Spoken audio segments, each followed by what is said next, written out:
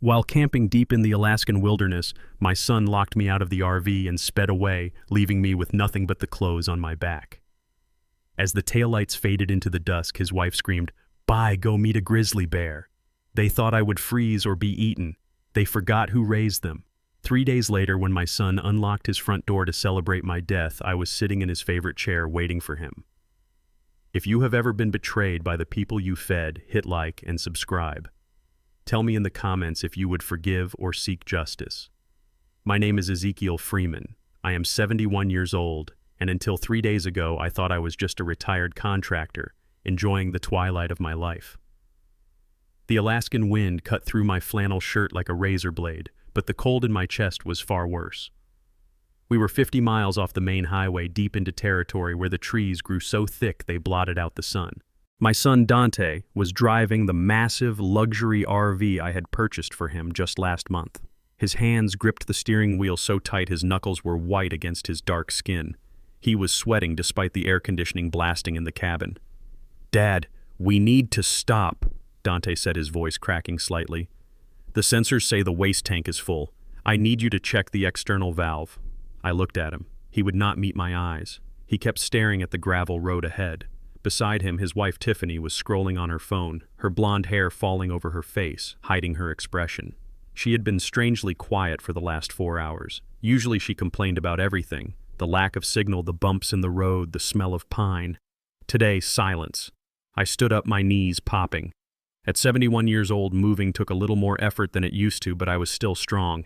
40 years in construction and a tour in Vietnam as a Marine had left me with a body that was worn but functional. I walked to the door. "I will check it," I said. I stepped out onto the hard-packed dirt. The air smelled of ozone and damp earth. It was getting late. The shadows were stretching long across the trail. I walked to the side of the RV, reaching for the valve panel. It was brand new. Of course it was new. I had written the check for $150,000 myself. Dante had begged me for it. He said he wanted to take the family camping to reconnect. He said he wanted to fix our relationship after the arguments about his gambling debts. I wanted to believe him. I wanted to believe my son was coming back to me. I heard the pneumatic hiss of the main door closing, then the heavy clunk of the deadbolt sliding home. I froze. I turned around. The engine roared to life, a deep mechanical growl that shook the ground beneath my boots. I stepped toward the door, my hand reaching for the handle. Locked. "Dante," I shouted, "open the door." Through the tinted glass, I saw movement. The passenger window rolled down just 3 inches. Tiffany's face appeared. She was not looking at her phone anymore. She was looking at me, and she was smiling. It was a smile devoid of any warmth, a smile that belonged to a predator who had finally cornered its prey. "This is for your own good, Ezekiel," she said, her voice dripping with false sweetness. "Nature is just the retirement home you deserve." Dante revved the engine. The massive vehicle lurched forward, kicking up a cloud of dust and rocks. Tiffany laughed, a high-pitched sound that echoed off the trees. "Bye, Ezekiel, go meet a grizzly bear," she screamed. I ran. I do not know why I ran. Instinct, perhaps. I chased the RV for maybe 50 yards, my boots slamming against the uneven ground, my heart hammering against my ribs like a trapped bird. But a 71-year-old man cannot outrun a 10-cylinder engine. I watched the RV turn a corner, the red taillights winking at me like evil eyes before disappearing behind a wall of spruce trees. I stopped. The silence that followed was heavy, absolute, and terrifying. I stood alone in the middle of the Alaskan wilderness. No cell phone, no food, no water. Just the clothes on my back and the wallet in my pocket, which was useless out here. I looked down at the ground. Dante had thrown my backpack out the window before they sped off. It was lying in the dirt a few feet away. I walked over to it, hoping for a radio, a flare gun, anything. I ripped the zipper open. It was filled with old newspapers and rocks. My blood ran cold. This was not a prank. This was not a lesson. This was an execution. They had planned this. The sudden interest in camping. The insistence that we go to this specific remote trail. The way Dante had asked me 3 days ago about my heart medication and if I had brought enough for a week. He wanted to make sure I was vulnerable. He wanted to make sure that when they found my body weeks or months from now, it would look like a confused old man had wandered off and succumbed to the elements. I kicked the backpack, my anger finally breaking through the shock. That RV represented my life savings. I had bought it to pay off Dante's debts, to keep the loan sharks away from him one last time. I had saved him, again, and this was his repayment. He used the gift I gave him to drive me to my death. The sun dipped below the tree line. The temperature dropped 10 degrees in 10 minutes. In the distance, I heard the snap of a dry branch. It was heavy, too heavy to be a deer. Tiffany's words echoed in my mind, Grizzly Bear. She was not joking. This area was known for apex predators. I took a deep breath, forcing my heart rate to slow down. Panic kills faster than cold. Panic kills faster than hunger. I closed my eyes and reached back into the recesses of my mind, accessing training I had not used since 1972. I was not just a retired contractor. I was Ezekiel Freeman, Sergeant, United States Marine Corps. I bent down and pulled up my right pant leg. Strapped to my ankle, hidden beneath my sock, was a Ka bar knife. I never went anywhere without it. Old habits die hard. I pulled the knife out, the steel gleaming in the dying light. The weight of it in my hand felt familiar, grounding. Dante thought he had left a helpless old man to die. He thought he had discarded a burden. He forgot that the man who built the roof over his head also knew how to survive when the roof collapsed. I looked at the tire tracks in the dirt. I could try to follow them, but that would be suicide. They would be miles away within the hour, and I would exhaust myself. I needed shelter. I needed water. And I needed to survive long enough to see the look on my son's face when I walked back through his front door. I scanned the horizon. To the west, the terrain sloped upward. High ground meant visibility. It meant a chance to spot a ranger tower or a radio mast. I turned my back on the road where my son had abandoned me and began to walk into the dense forest. Night was falling, and the forest was waking up. I heard a low growl from the brush to my left. It was close. I gripped the knife handle tighter. "You made a mistake, Dante," I whispered to the darkening trees. "You should have checked the backpack. You should have checked my eyes. You should have made sure I was dead before you drove away.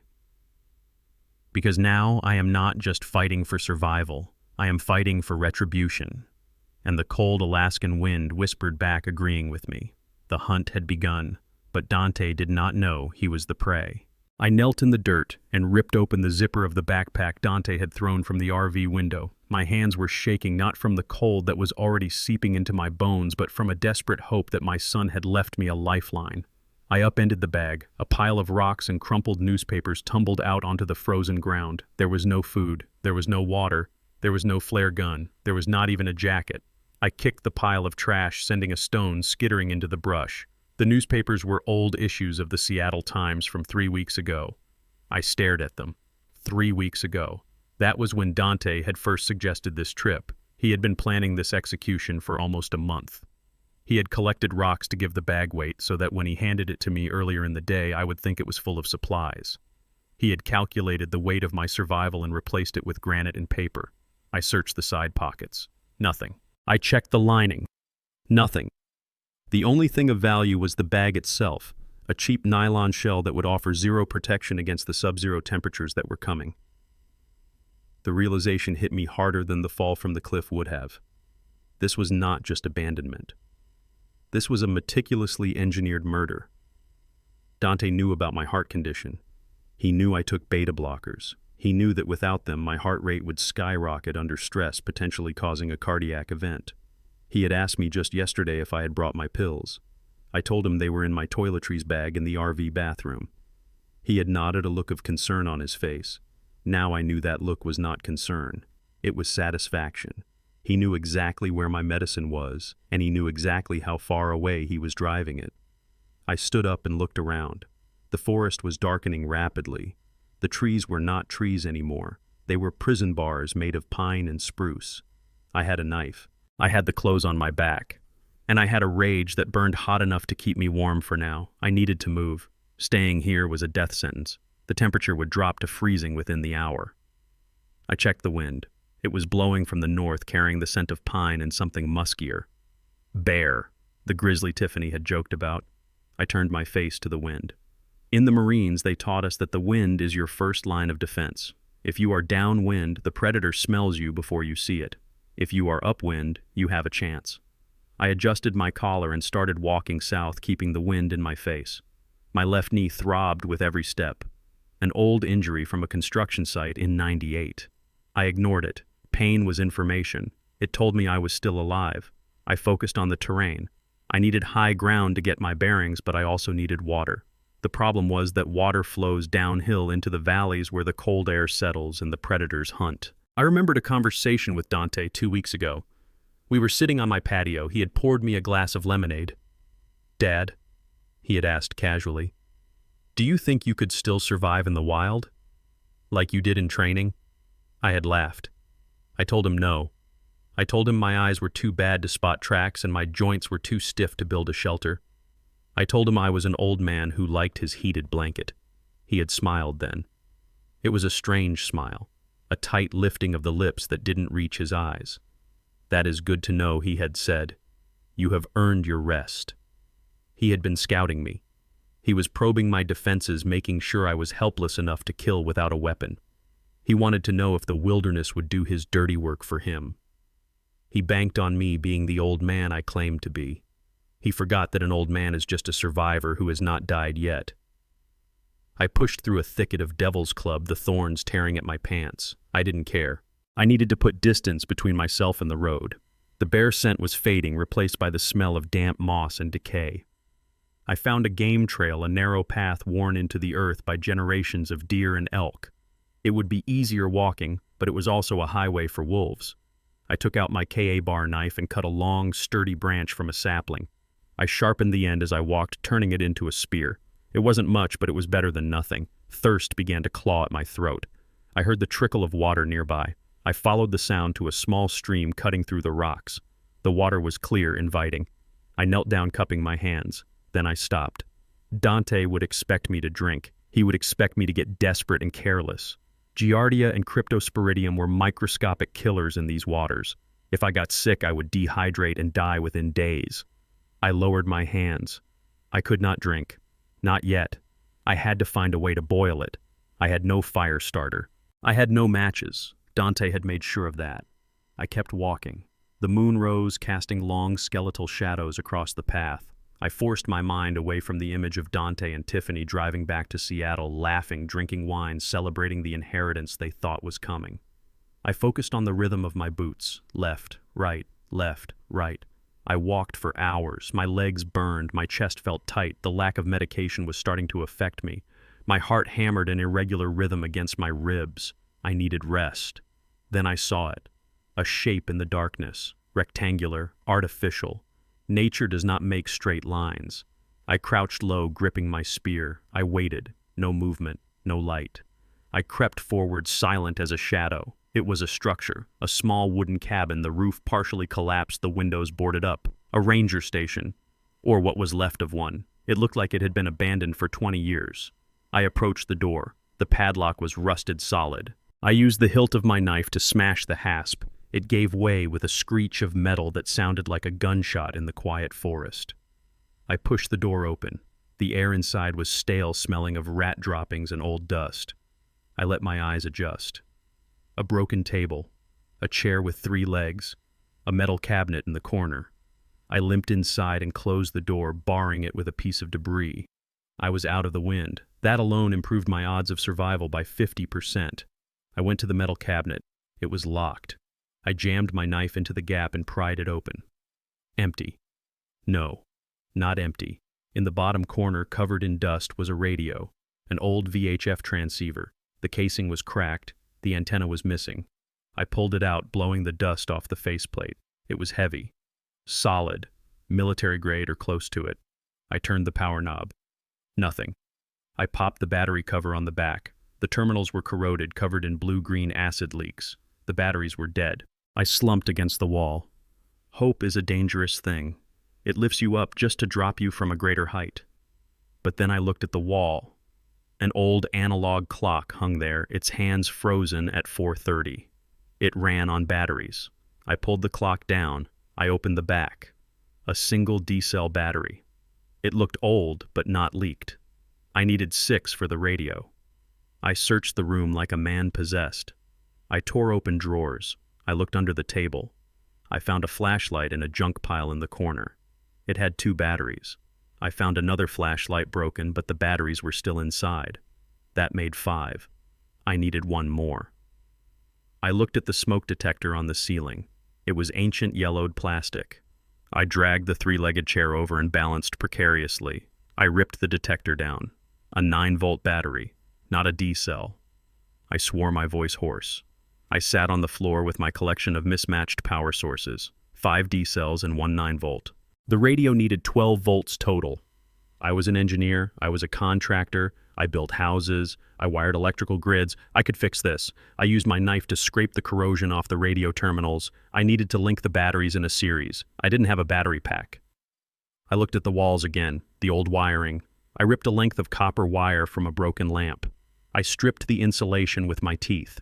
I arranged the 5 D-cells in a line on the table, taping them together with a strip of old duct tape I found stuck to the bottom of a drawer. That gave me 7.5 volts. Not enough. I looked at the 9-volt battery. If I added it, I would have too much voltage. I could fry the radio. I needed to step it down, or I needed to risk it.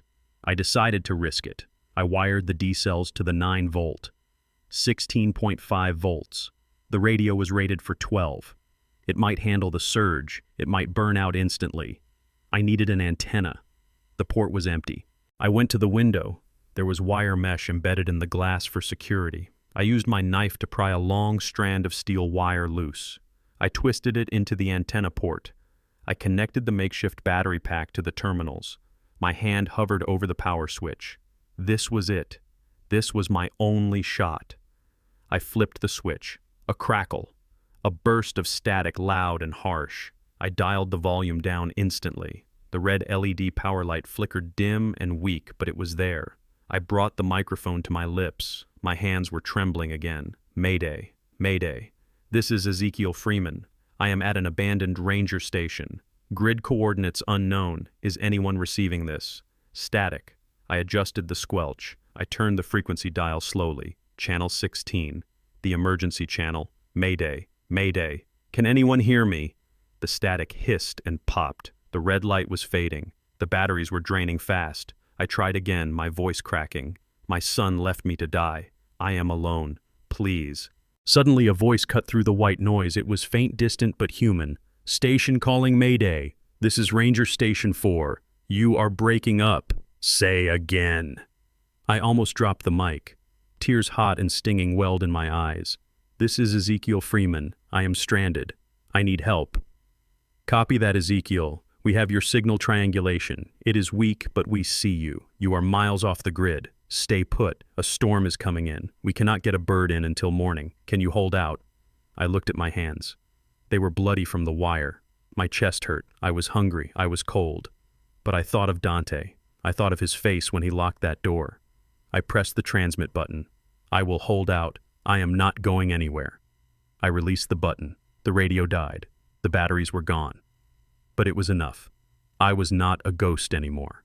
I was a man with a rescue team on the way. And more importantly, I was a man with a plan. I sat back against the cold wall, clutching the dead radio like a weapon. The storm outside began to howl, shaking the flimsy cabin. Let it storm. Let it snow. I would survive this night. And when I got back to Seattle, I would bring a storm of my own. Dante wanted me to meet a grizzly bear. He was about to find out that he had poked one instead. The rain in Seattle fell in heavy gray sheets, washing away the dust of the Alaskan wilderness from my boots, but it could not wash away the image of what I saw through the living room window of my own home. I stood in the shadow of the large oak tree in the front yard, shivering not from the cold, but from a rage so intense it felt like a physical weight in my chest. It had been 3 days since I radioed for help from that abandoned ranger station. 3 days of rescue helicopters, police statements, and a long flight back south. I had not called them. I wanted to see it for myself. Inside the house was warm and bright, too bright. Through the sheer curtains, I could see a gathering. My neighbors were there, Mrs. Gable from next door and Mr. Henderson from across the street. A police officer stood near the fireplace holding a notepad. And there, in the center of it all, were Dante and Tiffany. Dante was sitting on the edge of the sofa, his head in his hands. His shoulders were shaking. To the untrained eye, it looked like grief. To me, it looked like a performance. Tiffany stood beside him, one hand resting protectively on his shoulder, the other clutching a tissue. She was wearing black. She was already mourning me while I was still standing on the front lawn. I moved closer to the window, my hand resting on the cold brick of the exterior wall. I could hear their voices muffled through the glass. He just wandered off. Officer Dante was saying, his voice cracking with practiced emotion. We stopped to check the tires, and when I turned around, he was gone. We searched for hours. We called his name until our voices gave out. He has been confused lately, forgetting things, getting lost in his own backyard. We think the dementia finally took hold completely. Lies. Every word was a calculated lie designed to paint me as a senile old man who had walked to his own death. Mrs. Gable patted Dante's knee, her face full of sympathy. You did everything you could, Dante. It is so hard when their minds go. My own mother went the same way. You cannot blame yourself. Tiffany wiped a tear that did not exist from her cheek. We just wanted to give him a nice trip, she sobbed softly. A final memory before we had to. Put him in a home. And now he is gone. The bears. The cold. She trailed off, letting the neighbor's imagination fill in the gruesome details. She was masterful. She was painting a picture of a tragedy where they were the victims and I was just the burden that had finally removed itself. I had seen enough. I walked to the front door. My key was still in my pocket. I did not use it. I wanted them to hear the door open. I wanted them to know that the sanctuary they thought they had claimed was still mine. I turned the handle. It was unlocked. Careless. They were so sure I was dead they did not even bother to lock the door against ghosts. I pushed the door open. It swung inward with a heavy thud. The warm air of the house hit me, smelling of vanilla candles and roasted chicken. It smelled like home. It smelled like betrayal. I stepped into the entryway. I was a sight to behold.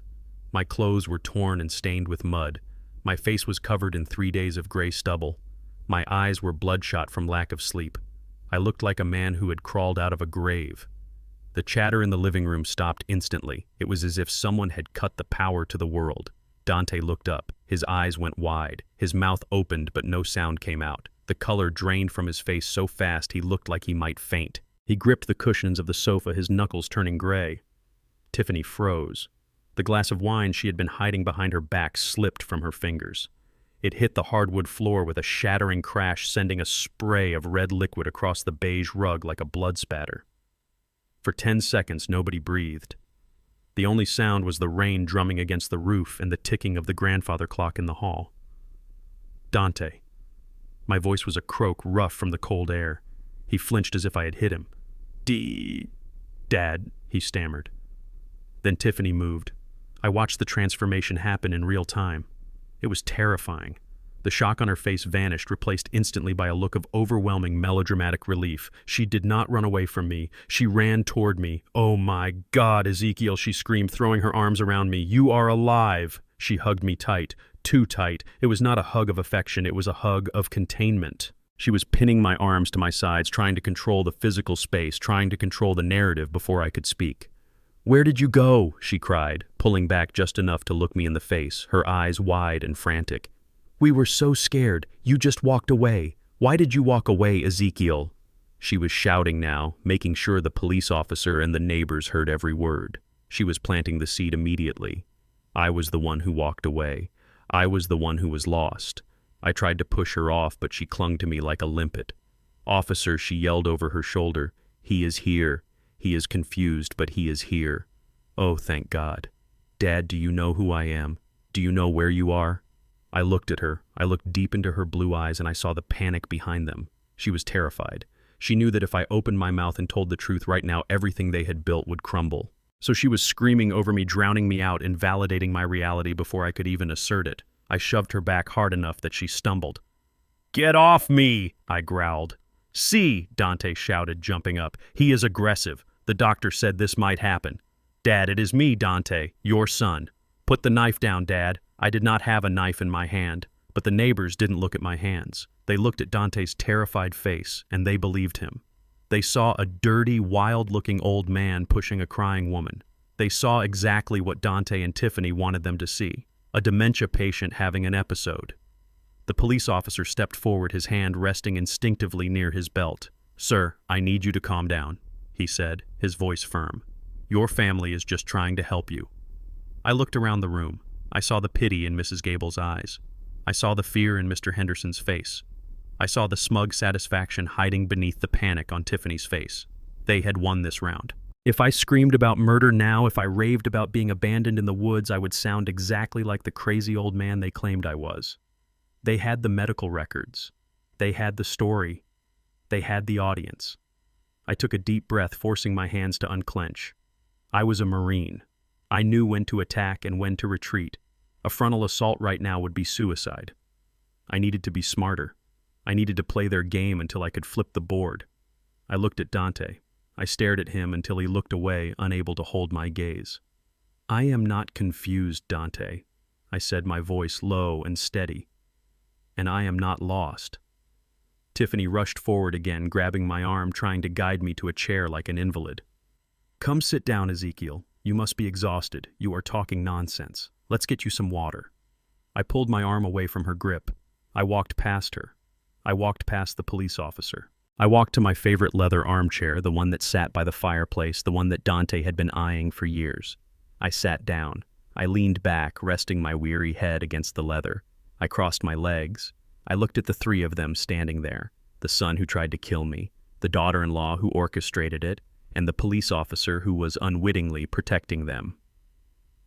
"I am tired," I said, "but I am not crazy." I reached into my pocket. I pulled out a single pine cone I had picked up from the spot where they left me. I placed it on the coffee table. It sat there dark and jagged against the polished wood, a piece of the wild brought into their civilized lie. I looked at Tiffany. Then I looked at Dante. I smiled. It was the same smile I used to give him when I caught him trying to sneak a cookie before dinner when he was 5 years old. A smile that said, "I know what you did." "I'm glad you are all here," I said softly, "because I have a surprise for you." Dante flinched. Tiffany's eyes narrowed. They were waiting for me to scream about the police to accuse them, but I didn't. I let the silence stretch. I let them sweat. I let them wonder what the surprise was. Was it a lawsuit? Was it a weapon? Or was it something far worse? "I am home," I said, closing my eyes. "And I am not going anywhere." The officer looked at Dante. He seems calm now. Maybe he just needs rest. Dante nodded, swallowing hard. Yeah, he just needs rest. "We will take care of him, officer. Thank you." As the police officer and the neighbors filed out, offering whispers of support to the grieving couple, I stayed in my chair. I listened to the door close. I listened to the lock click. Now we were alone. The real game could begin. And I had an ace up my sleeve that they could not even imagine. The police officer stood in the hallway adjusting his belt, his gaze shifting between Dante and me. The air in the room was thick with the scent of rain and the underlying metallic tang of fear. Dante did not waste a second. He reached into the drawer of the entry table and pulled out a thick manila envelope. His hands were shaking, but he tried to mask it as grief. "Officer, before you go, there is something you need to see," Dante said, his voice trembling with a performance that deserved an award. "We did not want to make this public, but my father's condition has deteriorated rapidly in the last month." He handed the envelope to the officer. I knew what was inside before the officer even opened the clasp. It was the paperwork they had bought from the crooked doctor in the city. The medical history that did not exist. The diagnosis that erased my credibility with a single stamp. The officer opened the file. He scanned the pages, his brow furrowing. Early onset dementia with episodes of paranoia and aggression. He looked up at me, his eyes changing from suspicion to pity. I gripped the leather arms of my chair. My heart hammered against my ribs. I wanted to stand up. I wanted to scream that I was a decorated Marine, that I had built this house with my own hands, that I had just survived 3 days in the freezing wilderness because my son tried to murder me. I wanted to tell him about the RV door locking and Tiffany's laughter, but I looked at Dante. He was watching me like a hawk, waiting for me to explode. He wanted me to yell. He wanted me to get violent. If I raised my voice now, if I accused them of attempted murder while that officer held a piece of paper saying I was paranoid, I would be in a straitjacket within the hour. They would sedate me and I would wake up in a locked facility, or I would never wake up at all. I forced my muscles to relax. It was the hardest thing I have ever done. I slumped my shoulders. I let my jaw go slack. I made my hands tremble visibly on my lap. I decided to play the pawn to save the king. "I am sorry, officer," I mumbled, my voice raspy and weak. I get confused sometimes. I thought I was alone. The fight drained out of the officer's stance. He closed the folder and handed it back to Dante. "I understand, sir," he said softly. "It is a hard thing to go through." He turned to Dante. "Keep the doors locked, son. We do not want him wandering off again, especially in this weather. If he gets aggressive, call us immediately. We can have him transported to the county hospital for a psych hold." "I will, officer," Dante said, wiping his dry eyes. "Thank you. We just want to keep him safe." I watched them walk to the door. I bit the inside of my cheek until I tasted blood to keep from shouting. I was a prisoner in my own home, trapped not by bars, but by a lie so audacious it was unbreakable. The door clicked shut, and the heavy deadbolt slid home. The sound echoed the lock on the RV, and I knew the true siege had just begun. I sat in the silence and watched my son. He moved to the window, peering out through the blinds, watching the police cruiser pull away. His body was taut like a wire pulled to the breaking point. He was not acting like a grieving son or a relieved caregiver. He was acting like a man with a gun to his head. I looked at the pile of mail on the coffee table that had accumulated while we were gone. On top was a thick envelope made of red paper. No return address. Just a symbol embossed in the corner. A Black Hawk. I knew that symbol. I had worked construction in this city for 40 years. I knew the developers, the unions, and the sharks who swam in the deep water. That symbol belonged to the Volkov organization. They were not banks. They did not send late notices. They sent men with baseball bats and blowtorches. The pieces of the puzzle slammed into place with the force of a sledgehammer, the frantic need for the RV trip, the fake medical records, the urgency to sell the house. Dante did not just want my money to live a life of luxury. He needed it to stay alive. I remembered a conversation I overheard 3 weeks ago. Dante was in the backyard on his phone. He thought I was asleep in the hammock. He was crying, whispering into the receiver, "I will get it, I swear. 2 million. Yes. The house and the insurance. Just give me a month. Please do not touch her." I had thought he was talking about Tiffany. Now I realized he was talking about his own skin. $2 million. That was the price of my life. He had gambled away everything he had, and now he was gambling with my blood to pay the debt. He was desperate, and a desperate man is more dangerous than a greedy one because he has nothing left to lose. He turned away from the window, his face gray and sweaty. He looked at me, and for a second I saw the terror in his eyes. He was not afraid of me. He was afraid of what was coming for him if I did not die. He ran a hand over his bald head. "I need a drink," he muttered, and walked into the kitchen, leaving me alone with the woman who pulled the strings. Tiffany stood by the fireplace. The grieving daughter-in-law act evaporated the moment Dante left the room. Her posture straightened. Her face hardened into a mask of cold porcelain. She smoothed her black dress and walked toward me. The click of her heels on the hardwood floor was deliberate, predatory. She stopped right in front of my chair. She loomed over me, invading my space, smelling of expensive perfume and rot. She leaned down, her hands gripping the arms of my chair, trapping me. Her face was inches from mine. I could see the pores in her skin, the cruelty etched around her mouth. "You think you are clever, old man?" she whispered. Her voice was not a scream. It was a hiss, a snake in the grass. "You think coming back here saves you. It just delays the inevitable." She reached out and patted my cheek. It was a slap disguised as a caress. Her nails dug into my skin. "Dante is weak," she said. "He hesitated in the woods. He threw the bag too close. He didn't check the locks. But I am not weak, Ezekiel." She straightened up, looking down her nose at me. "Look around you. You have no phone, you have no car, you have no friends who will believe you. The police think you are crazy. The neighbors think you are a tragedy waiting to happen. You are in my house now. This is my house. I said, my voice steady despite the cold dread pooling in my stomach. Not for long, she smiled. And this time when you leave, you won't be walking out. You will be carried out in a bag. Or in a straitjacket. It makes no difference to me as long as the check clears. She turned and walked to the kitchen, leaving me in the dim light of the living room. I looked at the pine cone on the table. It was small, insignificant. But it was real. Unlike everything else in this house, it was real. I closed my eyes and slowed my breathing. They thought they had me cornered. They thought they had stripped me of my power, but they forgot the first rule of warfare. Never underestimate an enemy who is entrenched. I was inside the perimeter now. I was behind enemy lines. And while they were worrying about loan sharks and paperwork, I would be planning their destruction from the inside out. I did not need a gun. I did not need a phone. I just needed time. And tonight, I had bought myself a little bit more of it. The house was no longer a home. It was a cage with crown molding and heated floors. For the last 48 hours, my world had shrunk to the 4 walls of the guest bedroom on the ground floor. They moved me there, claiming the stairs were too dangerous for my condition, but I knew the truth.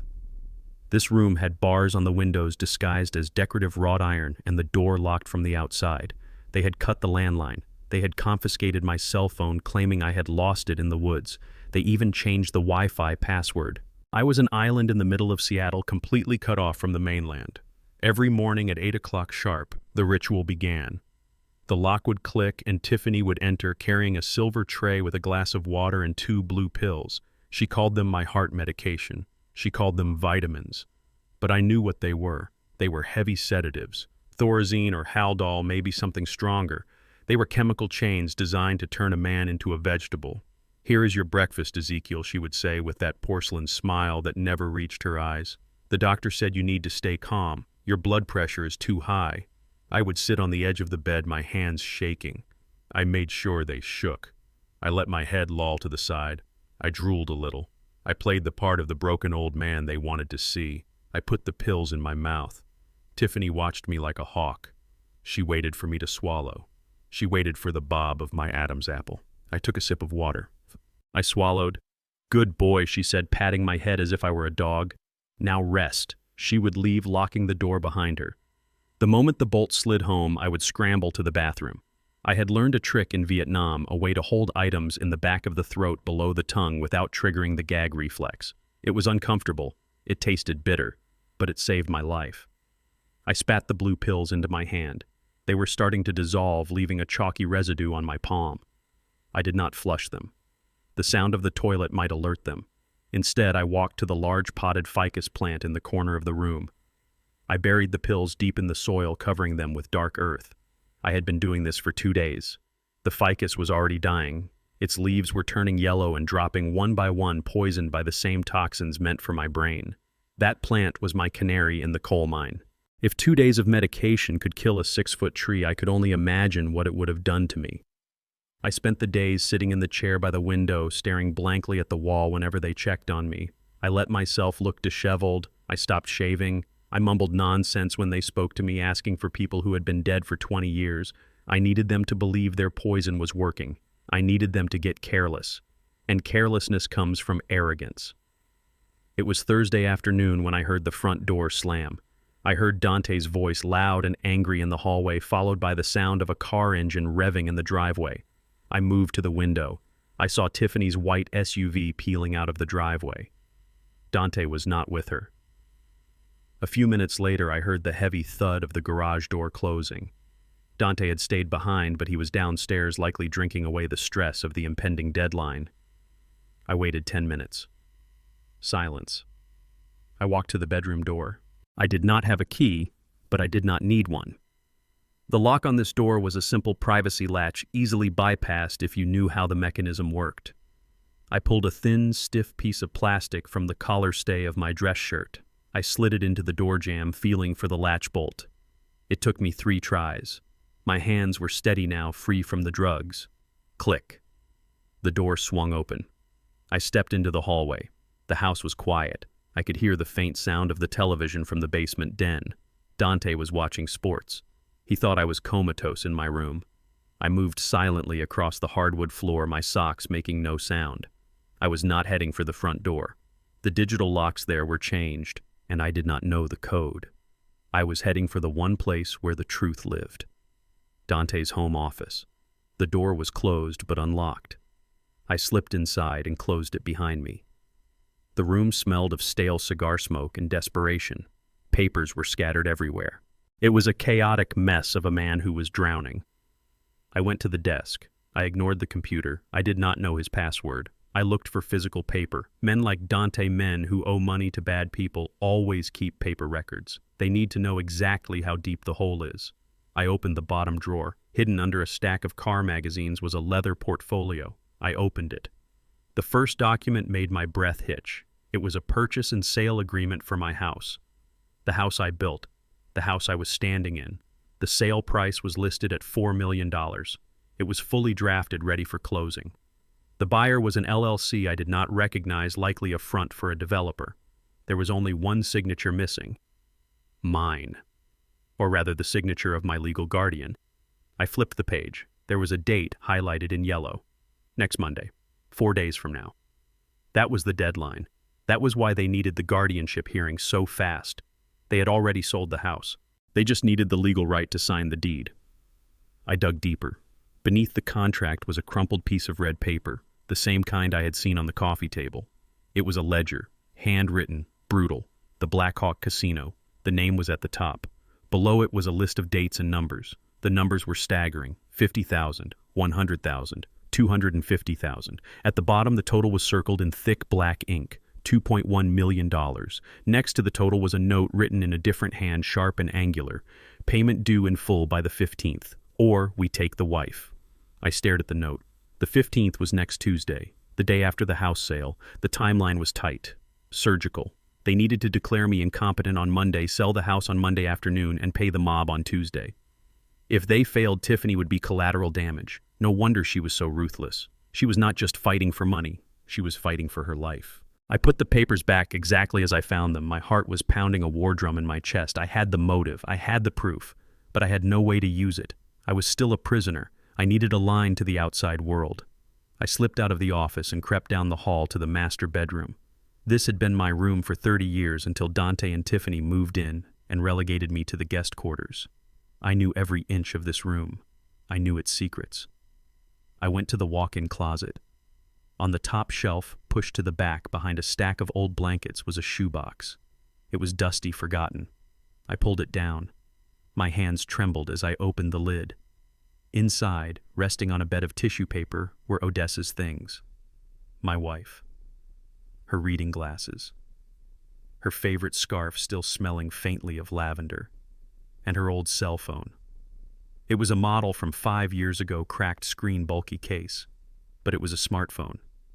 When she died, I couldn't bear to throw it away or wipe it. I had simply turned it off and put it away. I pressed the power button. Nothing. Dead. I frantically searched the box for a charger. There was a tangle of cables at the bottom. I found the right one. I plugged it into the outlet behind the dresser hidden by the heavy oak furniture. I waited.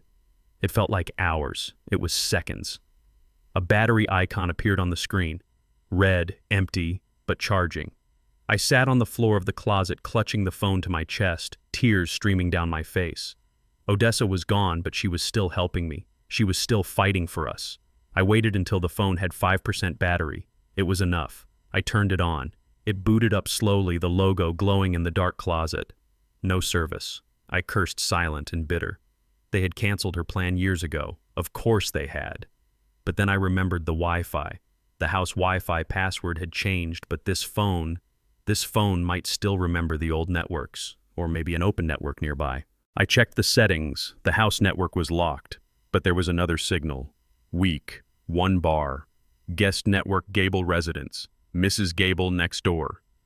God bless that nosy woman. She had never put a password on her guest network because she wanted her grandkids to be able to use it when they parked in the driveway. I connected.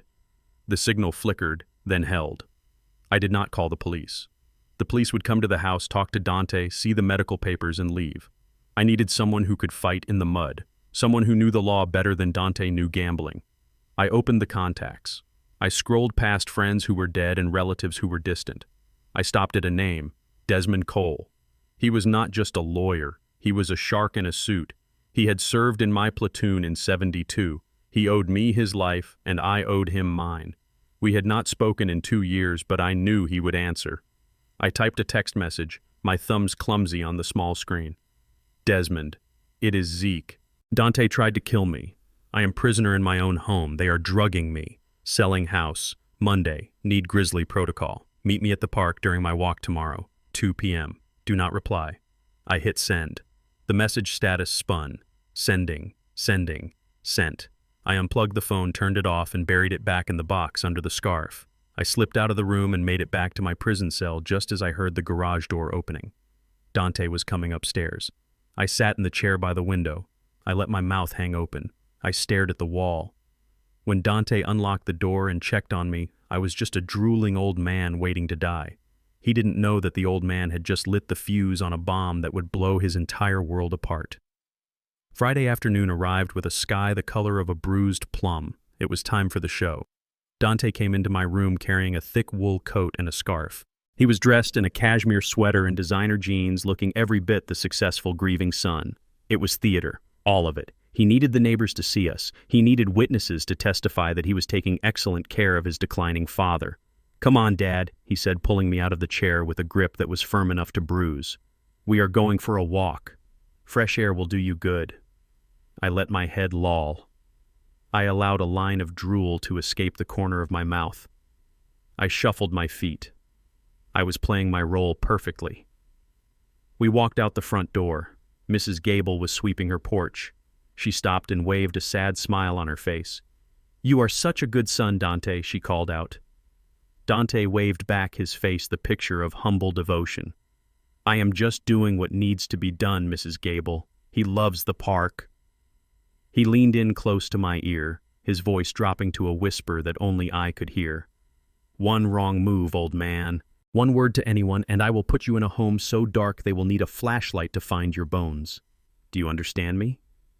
I nodded, staring vacantly at a fire hydrant. I understood perfectly. I understood that he was terrified. We walked down the block toward Miller Park. The air was crisp. I focused on counting my steps. Left, right, left, right. We reached the park entrance. It was relatively empty, just a few mothers with strollers and a man reading a newspaper on a bench near the public restrooms. I knew that man. He was wearing a trench coat and a fedora, looking like something out of a noir film. It was Desmond Cole. He hadn't changed a bit in 40 years. Still dramatic. Still sharp as a razor. I started to moan, clutching my stomach. "Bathroom," I mumbled. "Bathroom." Dante sighed, an exaggerated sound of exhaustion for any onlookers. "Okay, Dad. Okay, let's get you to the bathroom." He led me to the brick building. He checked inside. It was empty except for the man in the trench coat washing his hands. Dante wrinkled his nose at the smell of bleach and urine. "Hurry up," he said, pushing me inside. "I will be right outside the door. Do not make a mess." The heavy metal door swung shut. I locked it. The transformation was instant. I straightened my spine. The drool was wiped away. The vacant stare vanished, replaced by the cold, hard gaze of a commanding officer. Desmond turned from the sink. He looked me up and down, his dark eyes narrowing. "You look like hammered crap, Zeke," he said, his voice a low rumble. "I feel like it." "Des," I replied. I reached into my pocket. I pulled out a small tissue packet. Inside were 3 of the blue pills I had saved from my morning medication instead of burying them. "Toxicology," I said, handing them to him. "They are trying to turn my brain into mush. Get these tested. I need proof of poisoning." Desmond took the pills, wrapping them carefully in a handkerchief. "Consider it done." "What else?" I pulled out the old phone. I had recorded a conversation this morning. Tiffany screaming at Dante about the deadline, about the money. It was not perfect, but it established motive. This has everything I said. The dates, the amounts, the threats. Desmond took the phone. He looked at me, his face grim. "Zeke, they filed the emergency guardianship petition this morning. The hearing is Monday at 9.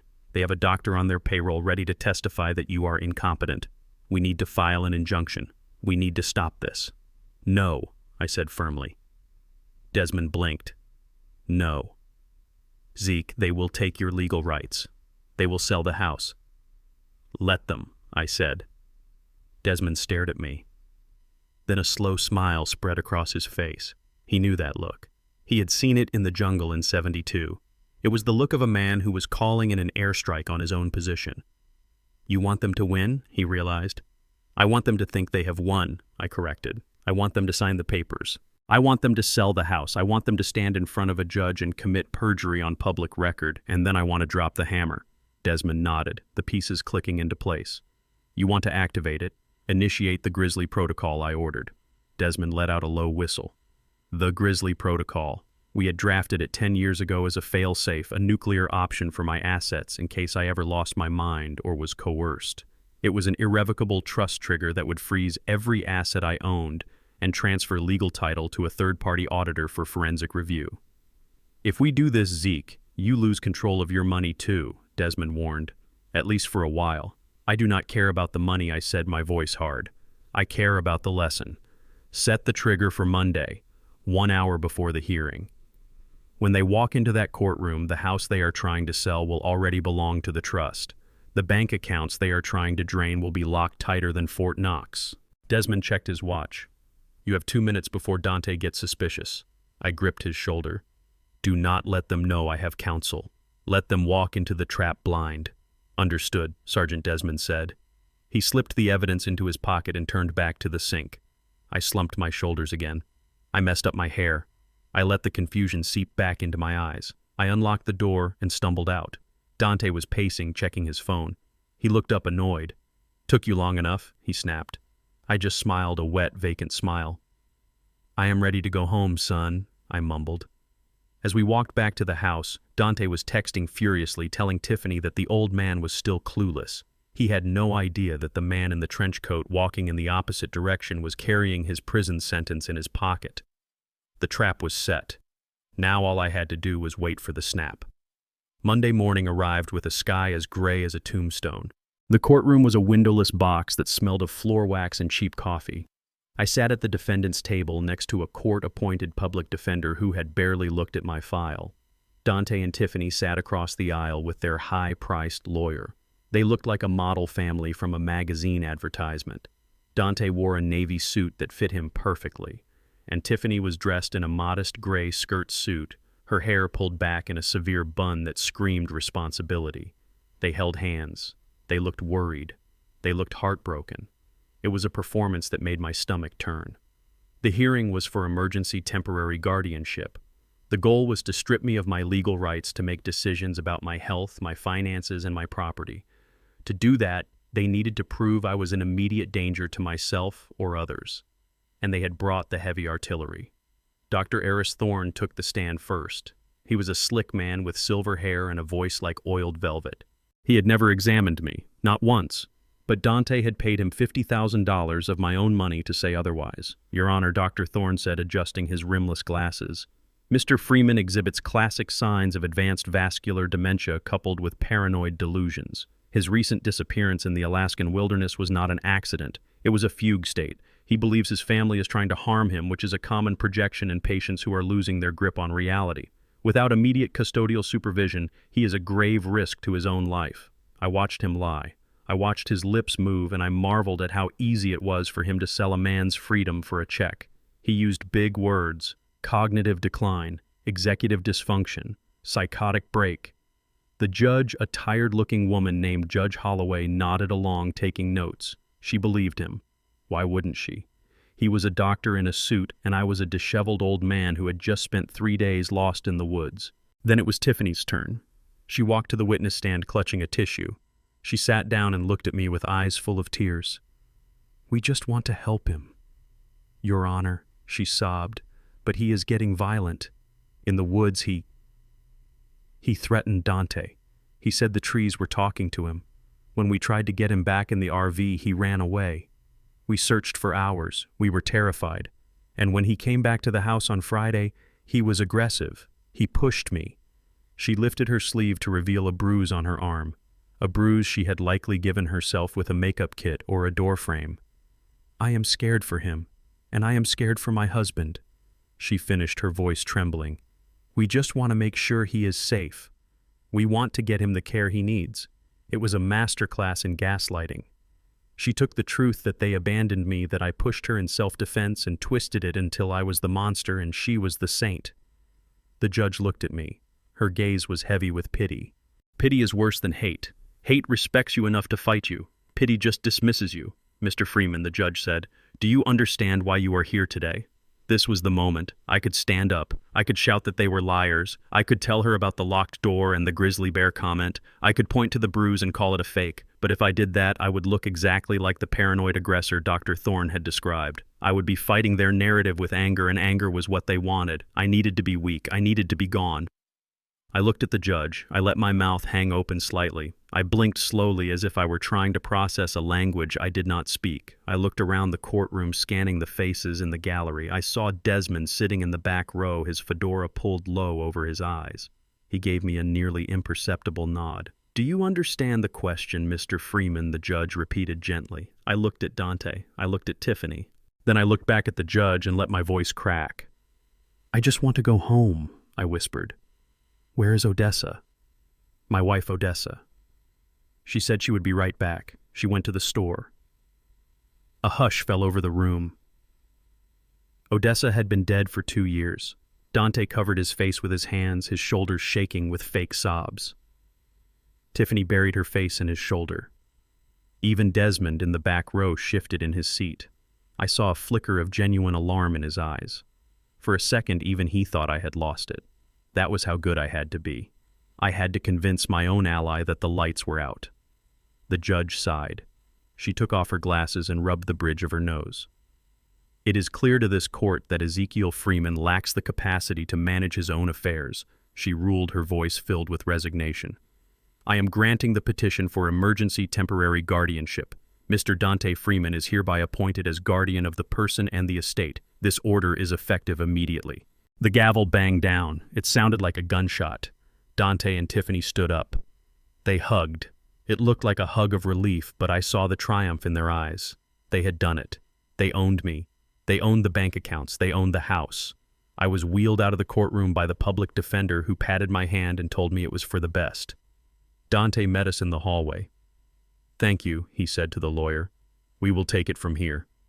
He grabbed the handles of my wheelchair. His grip was possessive. Let's go, Dad, he said, his voice bright and hard. We have some business to attend to. He did not take me to the car. He wheeled me down the hall to a small conference room near the elevators. Inside, a man in a sharp suit was waiting. He had a briefcase open on the table. It was Mr. Sterling, the representative for the investment group buying my house. Mr. Freeman, Sterling said, standing up and shaking Dante's hand. I heard the good news. Congratulations on the guardianship. I know it is a difficult time, but this sale will certainly help with your father's care costs. Absolutely, Dante said. He pulled out a chair for Tiffany and parked me in the corner like a piece of luggage. Let's get this done. The upkeep on the estate is just too much for him now.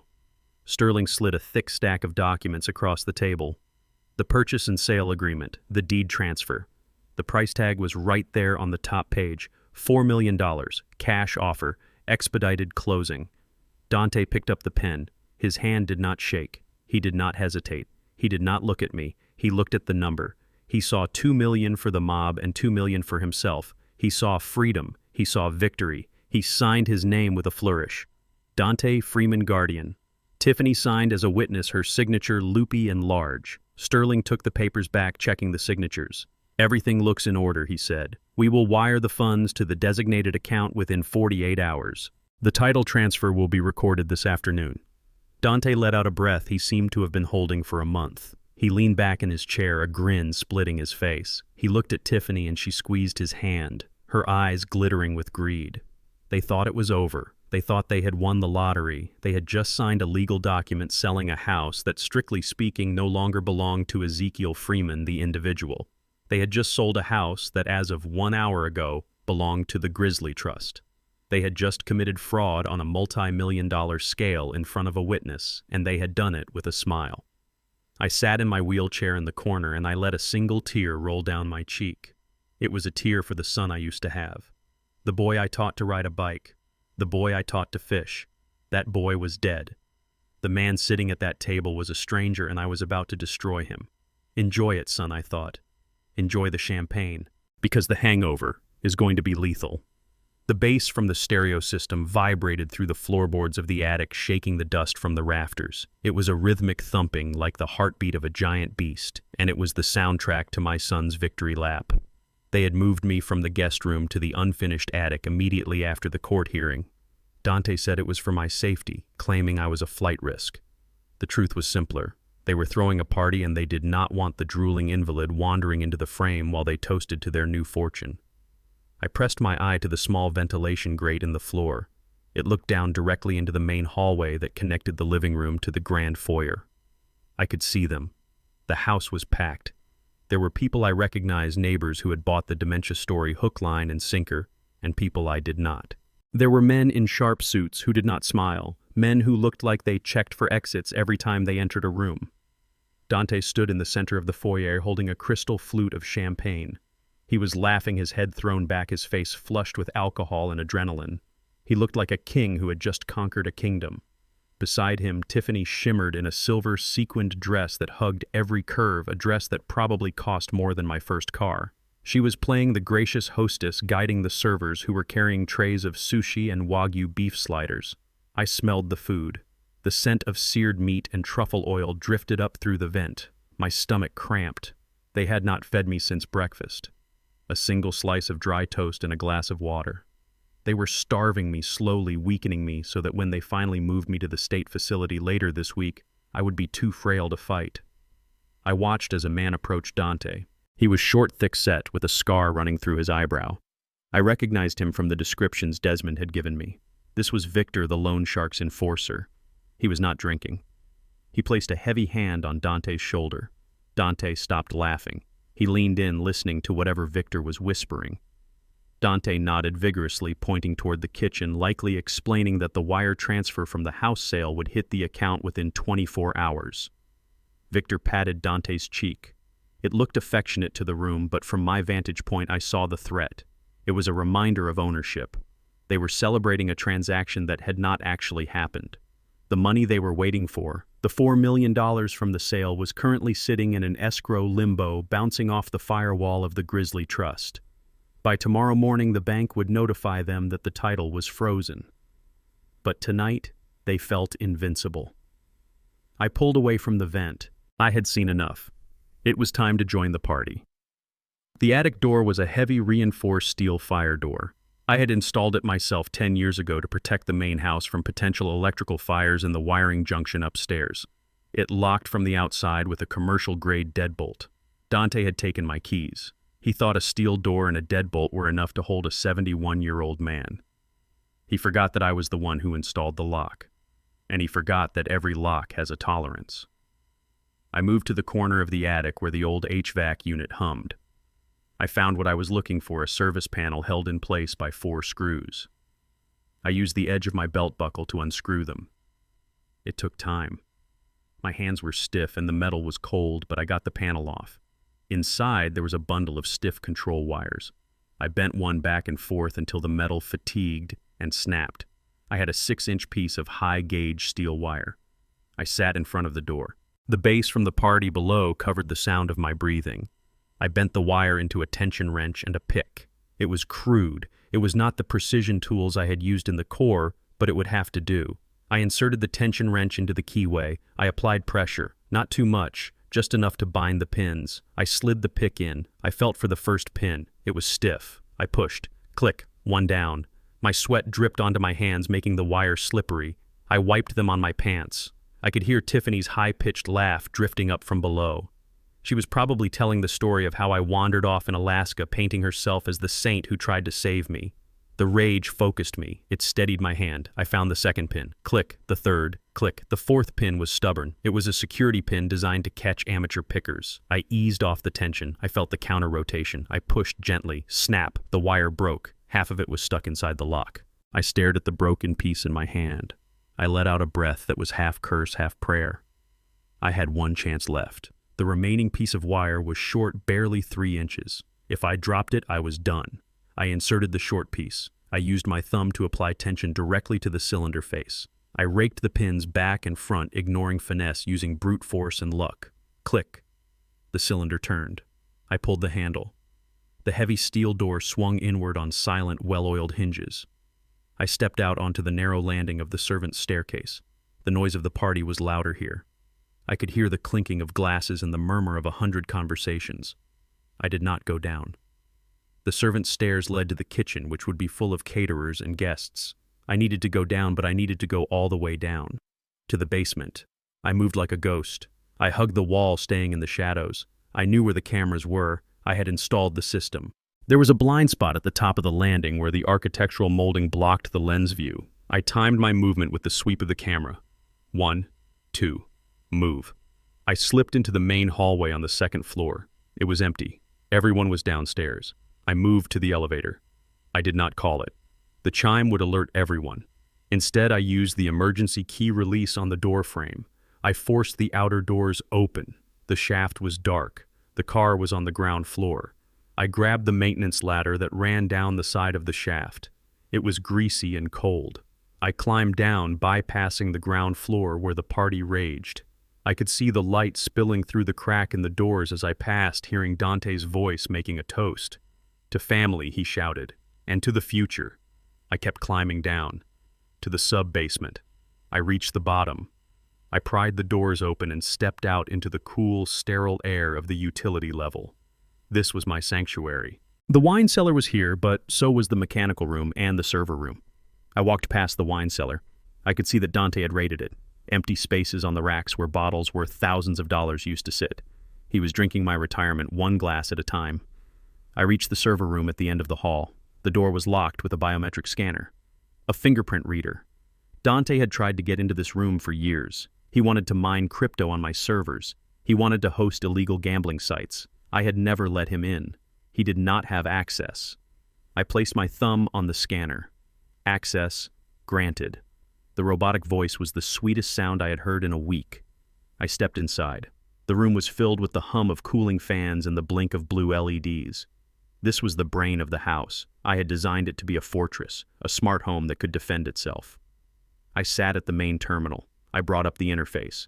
The system status showed multiple alerts. Doors unlocked, windows open, music volume at maximum, occupancy sensors showing over 100 people on the main floor. I cracked my knuckles. It was time to shut it down. I typed in the master override code. A sequence of numbers I had memorized since 1972. My service number, protocol override, admin access confirmed. I navigated to the security submenu. There was a red icon on the screen labeled Lockdown. I had programmed this feature in case of a home invasion. It was designed to trap intruders inside until the police arrived. It would drop steel shutters over the windows and engage magnetic locks on all exterior doors. It would cut the power to the outlets while keeping the emergency lights on. It would turn the house into a vault. I hovered my finger over the enter key. Upstairs, Dante was probably clinking glasses with Victor, thinking his debt was paid. Tiffany was probably planning her next shopping trip. They thought they were the masters of this house. I pressed the key, executing lockdown sequence. I heard the thud of heavy solenoids engaging throughout the house. It was a deep, resonant sound like the closing of a prison gate.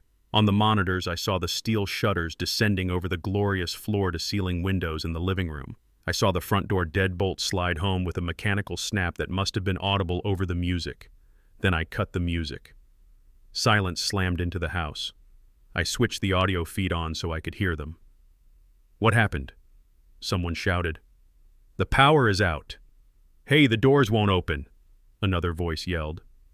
I leaned into the microphone on the console. My voice would be projected through the hidden speakers in every room of the house.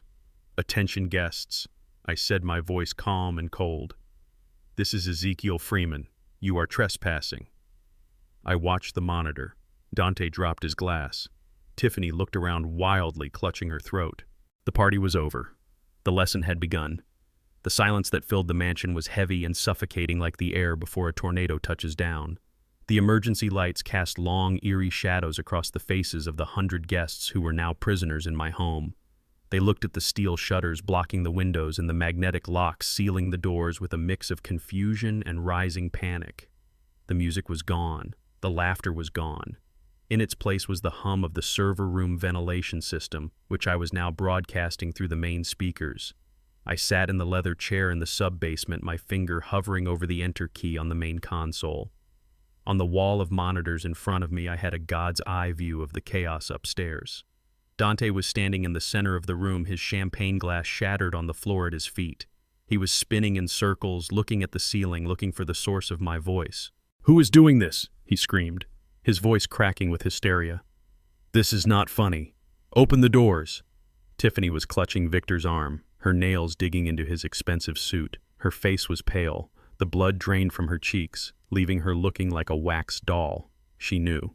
Deep down, she knew exactly who was doing this. I leaned into the microphone again. "I hope you are all comfortable," I said, my voice booming through the surround sound system. "I have prepared a short film for your entertainment. It is a home movie. I think you will find the ending particularly interesting." I pressed the key. In the main living room, the massive 85-inch television screen mounted above the fireplace flickered to life. It was the centerpiece of the room, a screen Dante had bought with my money 3 months ago. Now it was the instrument of his destruction. The screen was black for a second, then the image resolved. It was grainy at the edges, but crystal clear in the center. It was the footage from the rear-view dash cam of the RV. I had pulled the memory card from the onboard computer the moment I stepped back into the house 3 days ago while they were busy crying to the police officer. They had been so focused on their performance they never thought to wipe the digital evidence. The timestamp on the video read October 12th, 4:15 p.m., Alaska Standard Time. The room upstairs went deathly quiet. Every eye was glued to the screen. The video showed the gravel road stretching out behind the RV. The towering spruce trees of the Alaskan wilderness lined the path like sentinels. The audio was crisp, picked up by the external microphone mounted near the rear bumper. "Dad, we need to stop." Dante's voice filled the living room. On the screen, the RV slowed to a halt. The door opened. I watched myself step out into the frame. I looked old, tired, and trusting. I saw myself walk toward the back of the vehicle to check the valve. Then came the sound. The pneumatic hiss of the door closing. The heavy clack of the deadbolt sliding home. It echoed through the silent mansion like a gunshot. On the screen, I froze. I turned around. The look of confusion on my face was heartbreaking even to me. Then came the movement. The passenger window rolled down. Tiffany's face appeared in the frame. It was huge on the 85-inch screen, every pixel capturing the cruelty in her eyes. "This is for your own good, Ezekiel." Her voice was amplified, booming off the vaulted ceilings of the living room. "Nature is just the retirement home you deserve." A collective gasp ripped through the crowd of guests. Mrs. Gable covered her mouth with her hands.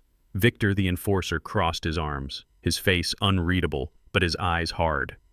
On the screen, the engine roared. The RV lurched forward. And then came the line that would hang them. "Bye, Ezekiel. Go meet a grizzly bear." Tiffany's laughter rang out high and manic, echoing over the speakers, blending with the stunned silence of the room. The RV sped away, leaving a 71-year-old man standing alone in the dust, getting smaller and smaller until he was just a speck against the darkening forest. The screen went black. For 3 seconds, nobody moved. Nobody breathed.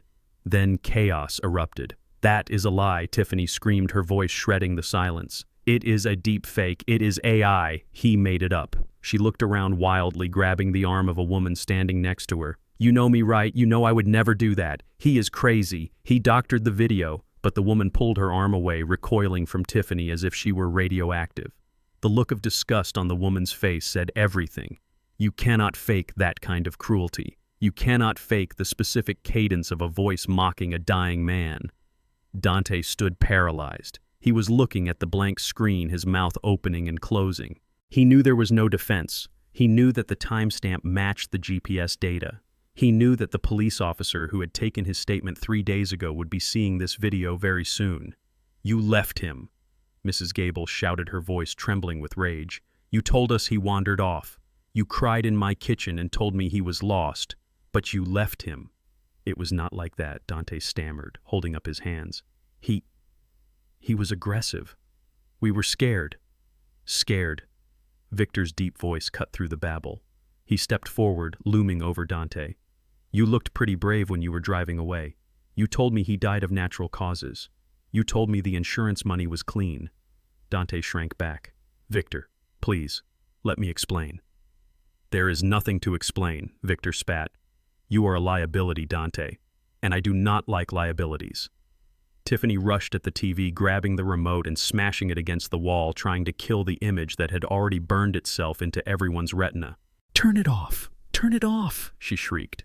I sat in the server room watching her unravel. It was satisfying in a primal way. But the show was not over yet. I stood up. I walked to the vintage wardrobe I kept in the climate-controlled storage next to the wine cellar. Inside was my best suit, a charcoal gray bespoke three-piece I had worn to receive the Contractor of the Year award 10 years ago. I had not worn it since Odessa's funeral. I stripped off my dirty clothes. I put on the crisp white shirt, the silk tie, the vest, and the jacket. I adjusted the cuffs. I smoothed the lapels. I looked in the small mirror on the wall. The old man who had stumbled out of the woods was gone. Staring back at me was Ezekiel Freeman, the man who built skyscrapers, the man who survived the jungle, the man who owned this house. I walked to the elevator. I used my override key to call the car to the sub-basement. The door slid open.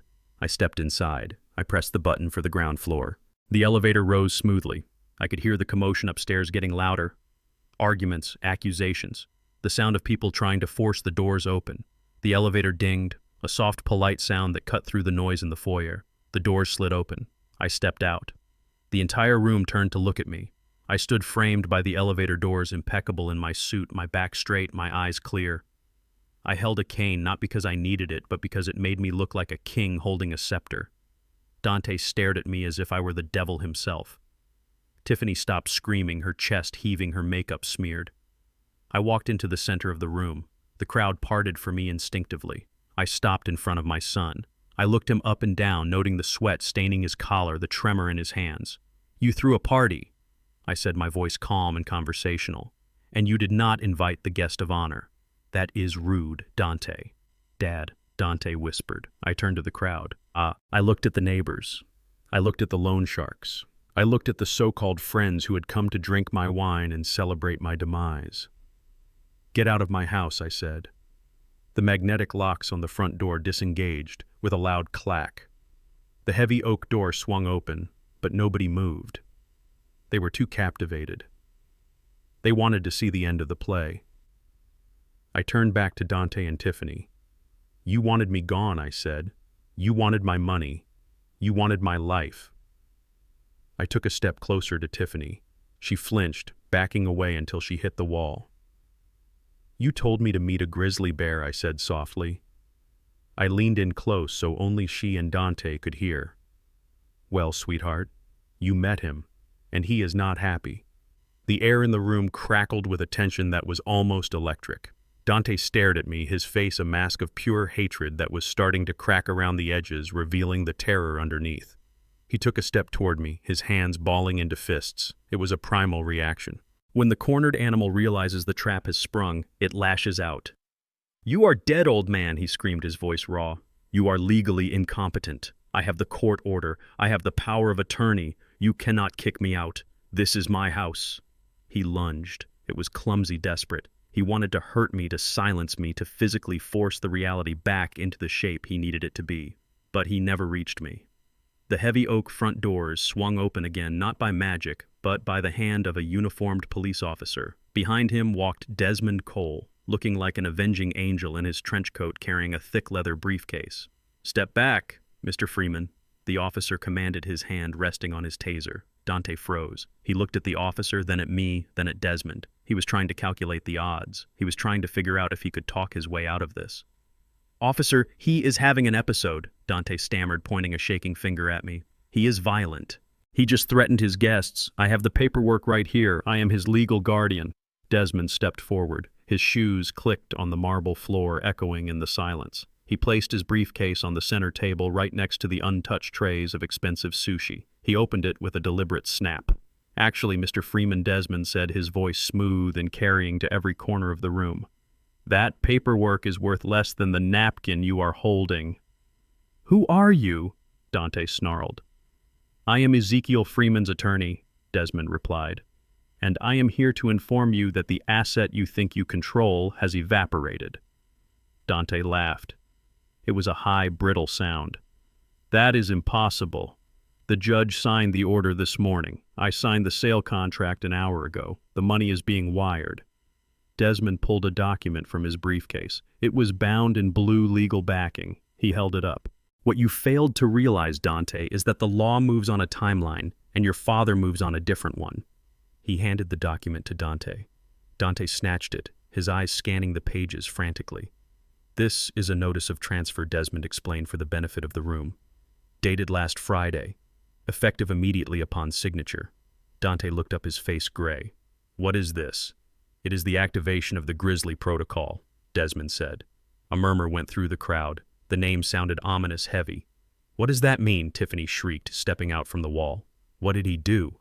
Desmond turned to her. It means, Mrs. Freeman, that 24 hours before your little hearing this morning, before you stood in front of a judge and perjured yourself, your father-in-law transferred legal title of this house, this estate, and every single liquid asset in his portfolio into an irrevocable trust. Dante shook his head. No, he couldn't. He was incompetent. The doctor said so. The doctor who never examined him, Desmond countered. We have that on record too, but more importantly, the transfer was witnessed, notarized, and filed by a competency review board that I hired privately on Friday afternoon. 3 independent psychiatrists certified that Ezekiel Freeman was of sound mind and body when he signed this trust. He pointed to the document in Dante's hand. Read the beneficiary clause, Dante. Dante's hands shook so hard the paper rattled. He read it. His lips moved silently. Then he stopped. He dropped the paper as if it were burning. No, he whispered. No. Tiffany snatched the paper from the floor. She read it. Her scream was not human. It was the sound of a wounded animal. Homeless veterans, she screeched. You gave it to the homeless veterans, correct, Desmond said. The Grizzly Trust is a charitable entity. Its sole purpose is to build housing for veterans who have been abandoned by the system and by their families. He looked at me and winked. Ezekiel retains a life estate, meaning he can live here until he dies. But he does not own it, and you certainly do not own it. You cannot sell it. You cannot borrow against it, and you definitely cannot use it to pay off your gambling debts. The room spun for Dante. I saw it in his eyes. The $4 million he had counted on, the money he had already spent in his mind, was gone. It had vanished into the ether of contract law. But the wire transfer, Dante said, his voice pleading. Mr. Sterling said it would clear in 48 hours. Mr. Sterling, Desmond said, pointing to the real estate agent who was trying to blend into the wallpaper. Mr. Sterling is going to have a very bad day tomorrow when the title company flags the transaction as fraudulent. You tried to sell a property you did not own, son. That is called grand larceny. That is called fraud. And since you signed the papers across state lines involving a wire transfer, it is also federal wire fraud. Desmond walked over to Dante. He leaned in close. You are not just broke, Dante. You are negative. You spent $50,000 on a fake doctor. You spent $10,000 on this party. You owe $2 million to the casino. And now you are facing 20 years in federal prison. Dante looked at me. His eyes were wide, pleading, wet with tears. Dad, he whispered. Dad, please. You can undo this. You can revoke the trust. Tell him. Tell him to stop. I looked at my son. I looked at the man who had left me to freeze in the dark. I looked at the man who had looked me in the eye and lied to the police. I stood up. I leaned on my cane. I cannot undo it, Dante. I said, my voice steady. It is irrevocable. That means it cannot be changed. Not by me. Not by you. Not by God himself. Why, Dante wailed. Why would you do this? We are your family. Because you taught me a lesson in the woods, son, I replied. You taught me that when you are facing a predator, you do not negotiate. You remove the food source. I pointed to the door. You wanted my money. Now the money is doing good work. It is helping men who actually served their country, men who know the meaning of loyalty. You do not know the meaning of the word. Tiffany lunged at me, her nails curved like claws. You old bastard, she screamed. You ruined everything. The police officer stepped in, intercepting her easily. He grabbed her arm, twisting it behind her back. That is enough, ma'am, he said. Let me go, she shrieked. He stole our inheritance. It was ours. It was never yours, I said. It was mine, and I chose to give it to people who would not kill me for it. Desmond picked up his briefcase. "The show is over, folks," he announced to the stunned guests. "I suggest you leave before the police start taking witness statements for the fraud investigation." The guests scrambled.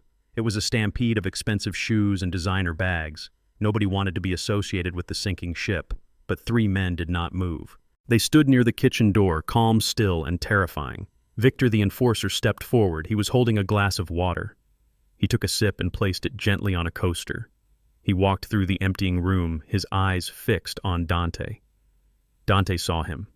The blood drained from Dante's face, leaving him gray and corpse-like. He started to back away. "Victor," he stammered. "Victor, listen. There was a mix-up.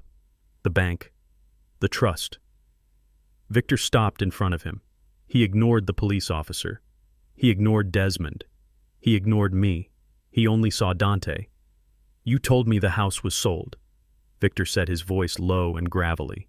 "You told me the wire was coming. You invited me here to celebrate. I thought it was," Dante pleaded. "My father, he tricked me." Victor looked at me. He nodded once, a gesture of professional respect. "Your father is a smart man," Victor said. "You are not." He turned back to Dante. "The deadline is midnight, Dante. You know the rules. No money, no mercy." "But I can fix this," Dante cried. "I can get a lawyer. We can sue." "You have no money for a lawyer," Victor pointed out, "and you have no time to sue. You wasted my time, Dante, and you insulted my intelligence." Victor reached into his jacket. The police officer tensed his hand, going to his holster. Victor pulled out a business card. He flicked it at Dante. It hit him in the chest and fluttered to the floor. "We will be waiting outside," Victor said. "Do not make us come back in." He turned and walked out, his 2 silent guards following him. Dante stared at the card on the floor. He knew what it meant. It meant that the moment he stepped out of this house, whether in handcuffs or free, he was a dead man walking. The law might put him in prison, but the debt he owed Victor was the kind that followed you into the cell. He looked at me one last time. There was no anger left in his face, only a vast, empty despair. "Dad," he whispered, "help me, please. They will kill me." I looked at him. I felt the old instinct, the fatherly urge to protect him, to fix it, to write a check and make the bad men go away. I had done it a dozen times before. I had paid his debts. I had covered his mistakes. And look where it had gotten me, abandoned in the snow. I looked at the video screen where the image of the RV driving away was burned into my memory. "I cannot help you, Dante," I said.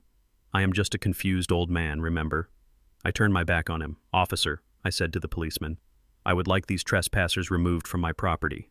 Dante's scream of anguish followed me as I walked back to the elevator. It was a terrible sound, but it was not as loud as the silence of the forest had been. The silence in the grand foyer was absolute, broken only by the distant sound of the loan shark's cars idling in the driveway. Dante stood paralyzed, his eyes fixed on the heavy oak door where his executioners waited. But Tiffany was not looking at the door. She was looking at the police officer and then at Desmond. I watched her eyes dart back and forth, calculating odds, shifting variables. She was a survivor, a cockroach in a sequined dress. She realized that the money was gone. She realized that the house was gone. She realized that Dante was a dead man walking. And in that moment, she made a decision that was as cold as the Alaskan winter. She decided to cut the dead weight. Officer Tiffany cried out, her voice trembling with a sudden and convincing fragility. "I need protection. I want to turn state's evidence." Dante turned his head slowly, his neck creaking as if it were made of rusted gears. "Tiffany, what are you doing?" She ignored him. She stepped away from him, creating a physical distance that matched the emotional chasm she was opening. She reached into her clutch purse. I expected her to pull out a tissue or a phone. Instead, she pulled out a folded piece of paper. It was crumpled as if she had been carrying it around for weeks, waiting for the right moment to use it. "He forced me to do it," she sobbed, pointing a shaking finger at Dante. "He is a monster. He has a gambling problem, officer. He lost everything. He threatened to kill me if I did not help him get his father's money." Tiffany, Dante whispered, his face a mask of betrayal. "That is a lie. You planned the trip. You bought the RV. I tried to stop him." Tiffany screamed, her voice rising to a hysterical pitch. "I told him it was wrong. I begged him not to hurt Ezekiel, but he hit me. Look." She pulled down the collar of her dress, revealing a small bruise on her collarbone. I narrowed my eyes. I had seen her bump into the doorframe yesterday when she was rushing to get ready for the party. She was repurposing her clumsiness as abuse. "And look at this," she said, handing the paper to the officer. "This is a loan application he filled out last month." He forged Ezekiel's signature. He tried to take out a second mortgage on the house behind everyone's back. I stole it from his desk because I was going to go to the police. I swear I was going to turn him in. I was just so scared. The officer took the paper. He looked at it, then at Dante. Dante stared at his wife. He looked like a man who had been stabbed in the back by his own shadow. "You wrote that application," he said, his voice hollow. "You practiced Dad's signature for 3 days. You said my hand was too shaky." "He is lying," Tiffany wailed, burying her face in her hands. "He is trying to drag me down with him. I am a victim here. I am just a scared wife who was forced to watch her husband try to kill his own father. Please, officer, arrest him. Keep him away from me." It was a brilliant performance.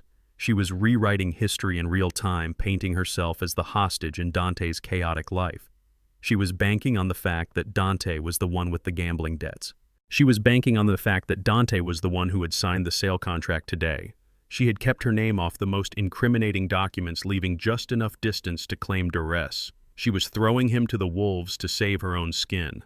I watched her from my spot by the elevator. I felt a cold admiration for her survival instinct. She was vicious, she was quick, and she was about to get away with it. The police officer was looking at her with sympathy. He saw a crying woman in a beautiful dress standing next to a man who owed millions to the mob. The narrative was shifting. But Tiffany forgot one thing. She forgot that I was the engineer who built this house. She forgot that I was the one who installed the cameras. And she forgot that while she was plotting, I was watching. "Excuse me, officer," I said, my voice cutting through her sobs like a knife. "Before you classify Mrs. Freeman as a victim, there is one more thing you need to see." Tiffany froze. She looked at me, her eyes narrowing into slits. Her tears stopped instantly. "What are you doing, old man?" "I am just watching the end of the movie," I said. I pressed the button on the remote control I had kept in my pocket. The massive television screen, which had gone dark after the RV footage, flickered to life again. This time the video was not from Alaska. It was from right here, from this living room. The timestamp was from 2 weeks ago, a Tuesday afternoon. I remembered that day. Dante had gone to meet with a bankruptcy lawyer trying to find a way out of his hole. Tiffany had stayed home claiming she had a migraine. The video was crystal clear. It showed the living room bathed in afternoon sunlight. Tiffany was there wearing a silk robe, holding a glass of wine. She was not alone. A man walked into the frame. He was short, thick-set, with a scar through his eyebrow. It was Victor, the enforcer, the man waiting outside right now to break my son's legs. On the screen, Victor walked up to Tiffany. He did not hit her. He did not threaten her. He kissed her. It was not a tentative kiss. It was the kiss of two people who knew each other very well.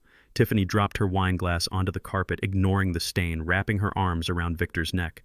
So Victor said, his voice audible through the high-fidelity speakers, "When do we get paid?"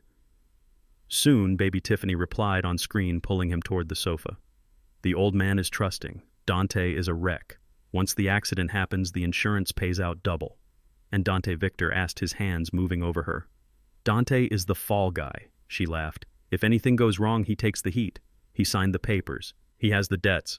Once we have the money, we can disappear. You and me. Rio. Just like we planned." Victor laughed a low, cruel sound. "You are cold, Tiff. That is why I like you." The video showed them falling onto the sofa, my sofa, in a tangle of limbs. I paused the image right there, freezing Tiffany's face in a moment of pure adulterous glee. The silence in the room was different this time. It was not the silence of shock. It was the silence of a guillotine blade hanging at the top of its arc. I looked at Tiffany. Her face had gone the color of ash. She was not crying anymore. She was trembling, a fine vibration that started in her hands and shook her entire body.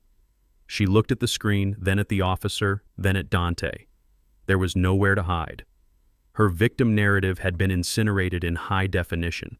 She had not been forced. She had been the architect. She was sleeping with the enemy, literally. She had been planning to run off with the loan shark using my money and leaving Dante to rot in prison or in a shallow grave.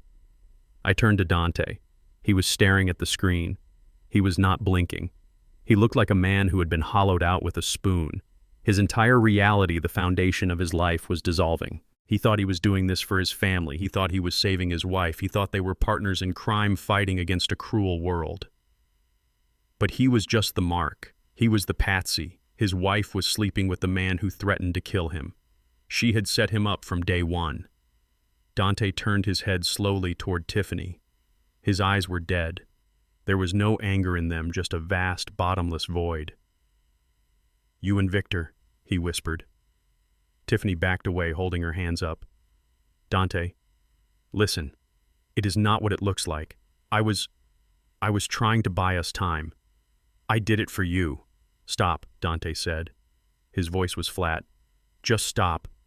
You planned to leave me," he said, the realization washing over him.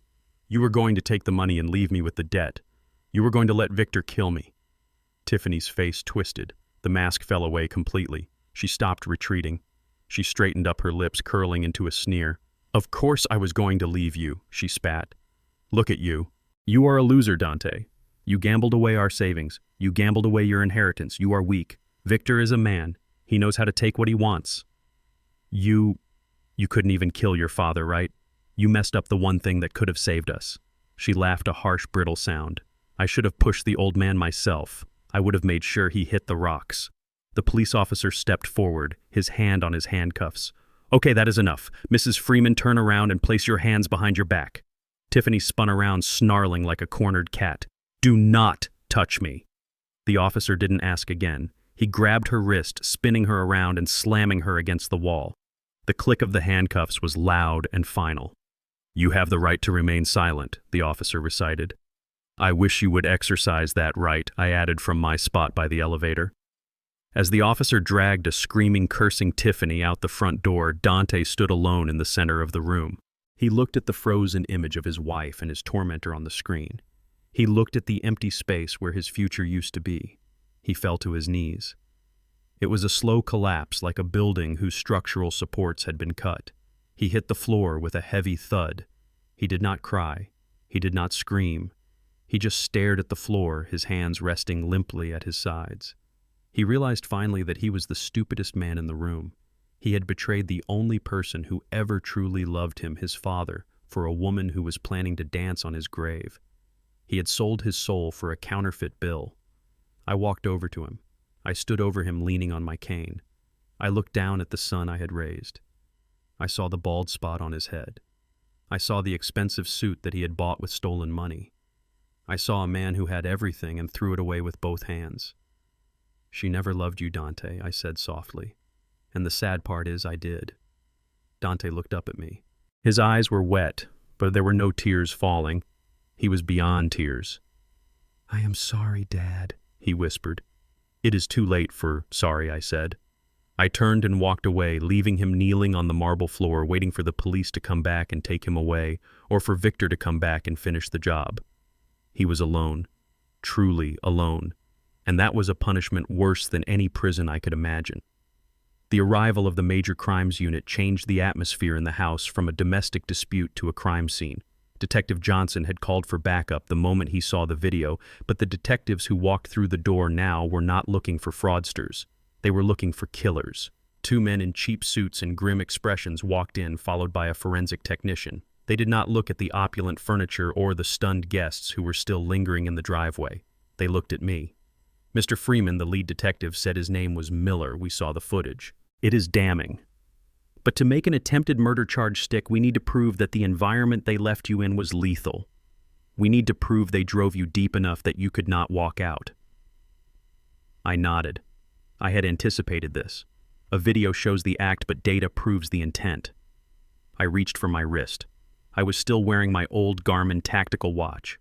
It was a relic from my contracting days, a rugged piece of technology that tracked GPS coordinates, heart rate, and elevation. It had a battery life of 30 days. It had been recording every step I took since I stepped out of that RV. I unbuckled the watch and handed it to Miller. "It is all in there, detective," I said. He handed it to the tech, who plugged it into a ruggedized laptop set up on my dining table. The screen filled with a map of the Alaskan interior. A red line traced my path. "Holy mother," the tech whispered. The data told the story better than I ever could. It showed the exact coordinates where the RV stopped. 50 miles from the nearest paved road. It showed the temperature dropping to 20 degrees below zero at night. It showed my heart rate spiking to dangerous levels as I fought through the snow. And it showed the distance. 30 miles. I walked 30 miles over 3 days, I said, my voice flat. I slept in an abandoned ranger station that was not on any map. I ate snow. I drank from a stream that probably should have killed me. Miller looked at the data, then at Dante, who was still kneeling on the floor, his spirit broken. That is not abandonment, Miller said. That is a death sentence. You dropped a 71-year-old man with a heart condition in the middle of a kill zone. Dante did not answer. He just rocked back and forth, muttering to himself. But Tiffany was not done. She was handcuffed, standing near the door, guarded by the uniformed officer, but her eyes were darting around the room like a trapped rat. She heard the words, attempted murder. She knew what that meant. 25 years to life. No parole. She looked at the open front door. She looked at the commotion outside where the loan sharks were arguing with the arriving police backup. She saw an opening. In a burst of desperate adrenaline, Tiffany kicked the officer in the shin with her stiletto heel. He grunted in pain, his grip loosening for a fraction of a second. It was enough. She wrenched her arm free and bolted. She did not run for the front door. She knew the police were swarming the driveway. She ran for the side door that led to the attached garage. She is running, the officer shouted, giving chase. I did not move. I did not panic. I reached into my pocket and pulled out my phone. I opened the smart home app. I watched on the security feed as Tiffany burst into the garage. Her white Mercedes SUV was parked there, gleaming under the fluorescent lights. It was the car she had bought with the money she stole from my retirement account. She fumbled with the door handle. It was unlocked. She threw herself into the driver's seat, her handcuffed hands awkward on the steering wheel. She pressed the start button. The engine roared to life. The garage door began to rise. She slammed the gear shift into reverse, preparing to tear out of the driveway and run over anyone in her way. I tapped the screen on my phone. Vehicle lockdown protocol initiated. The engine of the Mercedes cut out instantly. The garage door stopped halfway up, then reversed, slamming back down with a heavy thud. The electronic locks on the car doors engaged with a loud click. Tiffany screamed. I could hear it through the door. She pounded on the steering wheel. She pushed the start button again and again. Nothing. The dashboard was dark. The car was a 2-ton paperweight. She tried to open the door. Locked. She threw her shoulder against the glass. It was reinforced laminate glass designed to stop a crowbar. It did not break. She was trapped in the expensive cage she had bought for herself. I walked to the garage door, followed by the detectives. I opened it. Tiffany was inside the car, screaming silent curses behind the glass. She looked wild, feral. Her hair was matted with sweat, her makeup running down her face in black streaks. She looked at me standing there in my suit, leaning on my cane, and for the first time I saw true fear in her eyes. Not the fear of getting caught, but the fear of being powerless. She had spent years controlling everything. My son, my money, my life. And now she could not even open a car door. Detective Miller walked up to the car. He tapped on the glass with his badge. "Open it up, Mr. Freeman," he said to me. I tapped my phone. The locks disengaged. Miller opened the driver door. Tiffany fell out, spilling onto the concrete floor of the garage. She scrambled backward, crab walking away from the police, her heels scraping against the floor. "Get away from me!" she shrieked. "He hacked my car! He is crazy!" Miller did not hesitate. He grabbed her by the arms and hauled her to her feet. He spun her around and checked the handcuffs, tightening them until she winced. "Tiffany Freeman," he said, his voice echoing in the concrete box.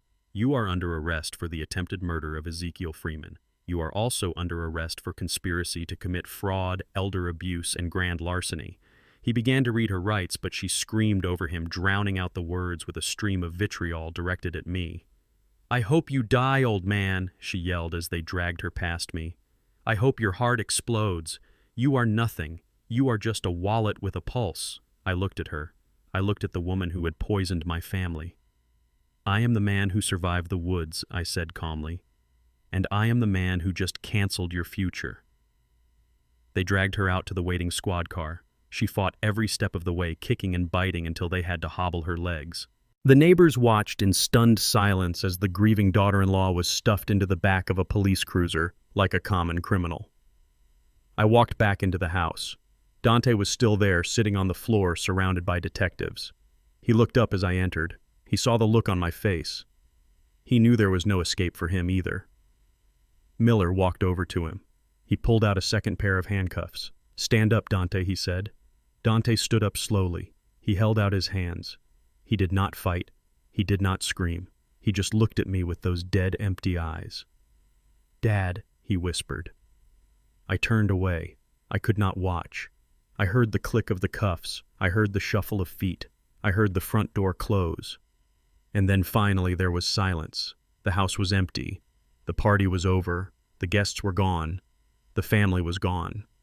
I stood in the center of the foyer alone. I looked at the shattered champagne glass on the floor. I looked at the uneaten food. I looked at the big screen TV still frozen on the image of Victor and Tiffany. I took a deep breath. It smelled of victory, but it also smelled of ash. I had won.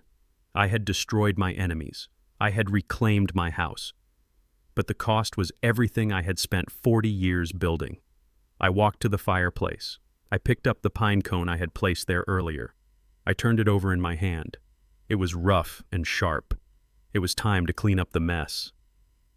The blue and red lights of the police cruisers washed over the front of the mansion, turning the white stone pillars into a strobe light show of tragedy. The neighbors were all out on their lawns now, standing under umbrellas, watching the fall of the House of Freeman.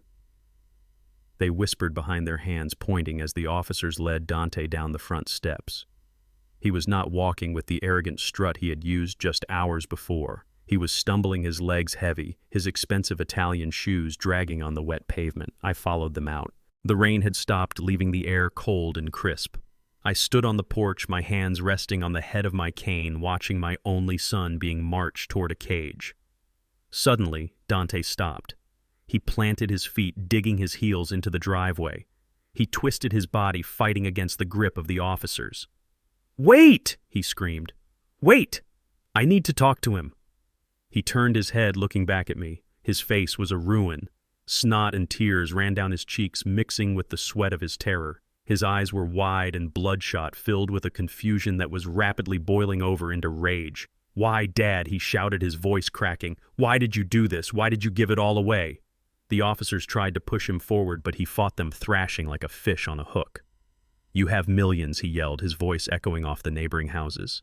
"You have land. You have the accounts. You could have paid them off. You could have saved me. It was nothing to you. Just numbers on a screen. Why did you have to destroy me?" He was crying openly now, the ugly sobbing of a man who believes he is the victim of a cosmic injustice. "I am your son," he wailed. "I made a mistake. Okay, I made a mistake. But you are my father. Fathers are supposed to protect their children. You are supposed to sacrifice for us. How could you choose strangers over your own blood? How could you let them take me?" He was pleading with me, begging me to explain the cruelty he perceived. He truly believed that my refusal to pay his gambling debts was a greater crime than his attempt to murder me. In his warped mind, I was the villain because I had the means to fix his mess, and I chose not to. He did not see the betrayal. He only saw the denied transaction. I walked down the steps slowly. The click of my cane on the stone was steady. I signaled to Detective Miller. "Hold him," I said. Miller nodded, instructing his officers to pause. They held Dante by the arms, keeping him upright near the back door of the squad car. I walked up to Dante until I was standing just a foot away from him. I could smell the fear on him. It smelled like sour wine and sweat. I looked into his eyes and I saw the child he used to be, buried under layers of greed and entitlement. I saw the boy who used to ask me to check under his bed for monsters. He didn't know that he had grown up to become the monster himself. Dante looked at me, seeing that I had come close. A flicker of hope lit up in his eyes. He thought I was going to relent. He thought I was going to pull out a checkbook or tell the officers it was all a misunderstanding. "Dad," he whispered, "please, fix this." I leaned in close. I wanted him to hear this. I wanted nobody else in the world to hear this, but him. I wanted these words to be the only thing he heard in his cell for the next 20 years. "You asked why I said my voice a low rumble. You asked why I didn't save you. You think I punished you because of the money." I paused, letting the cold night air fill the space between us. "When I came home 3 days ago, I told you I had a surprise for you," I said. "Do you remember?" Dante nodded, confused. "Yes.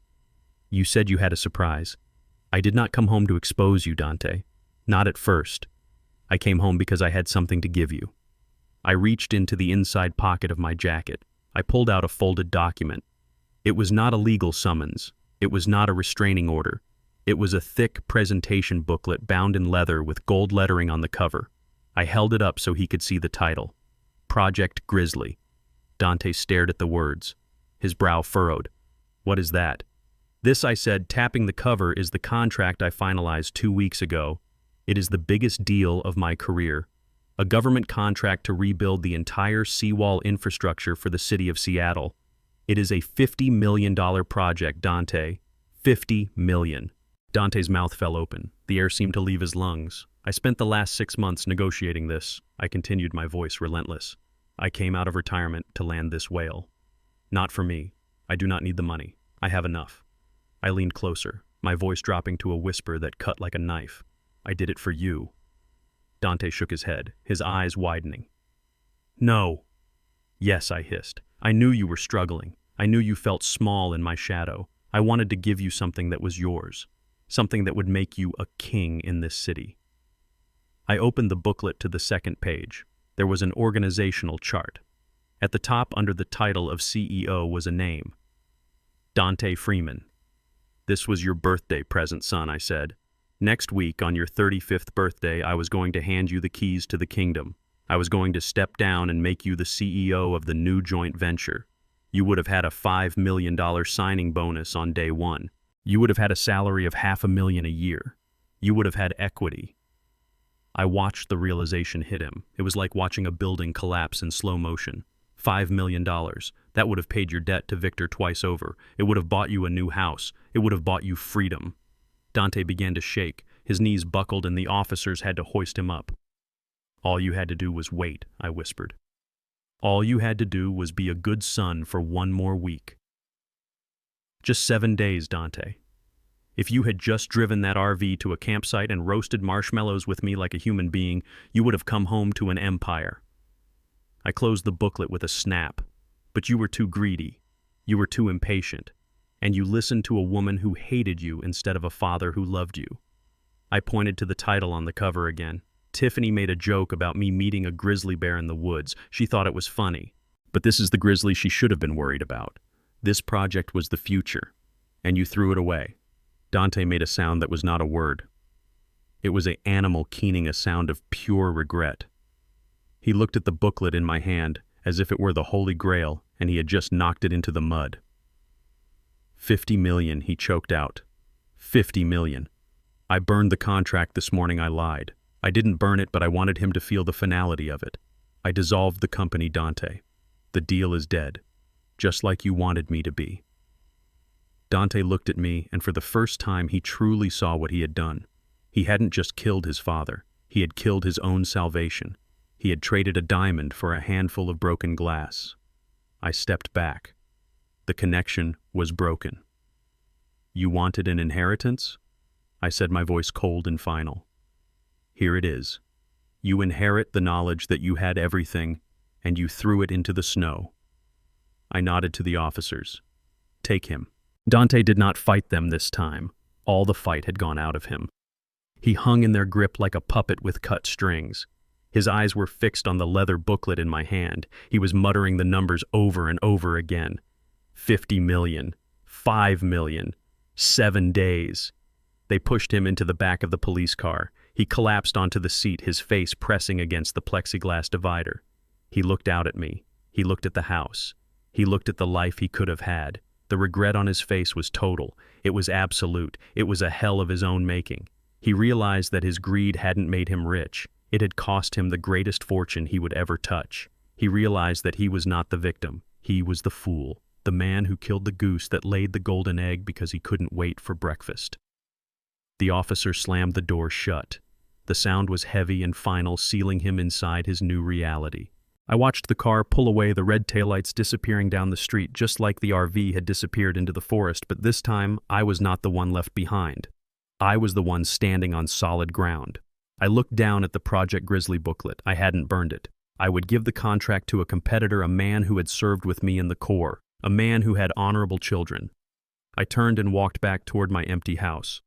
The victory tasted like ash, but the justice, The justice tasted like cold, clear water. The house sold in 3 days. I priced it to move.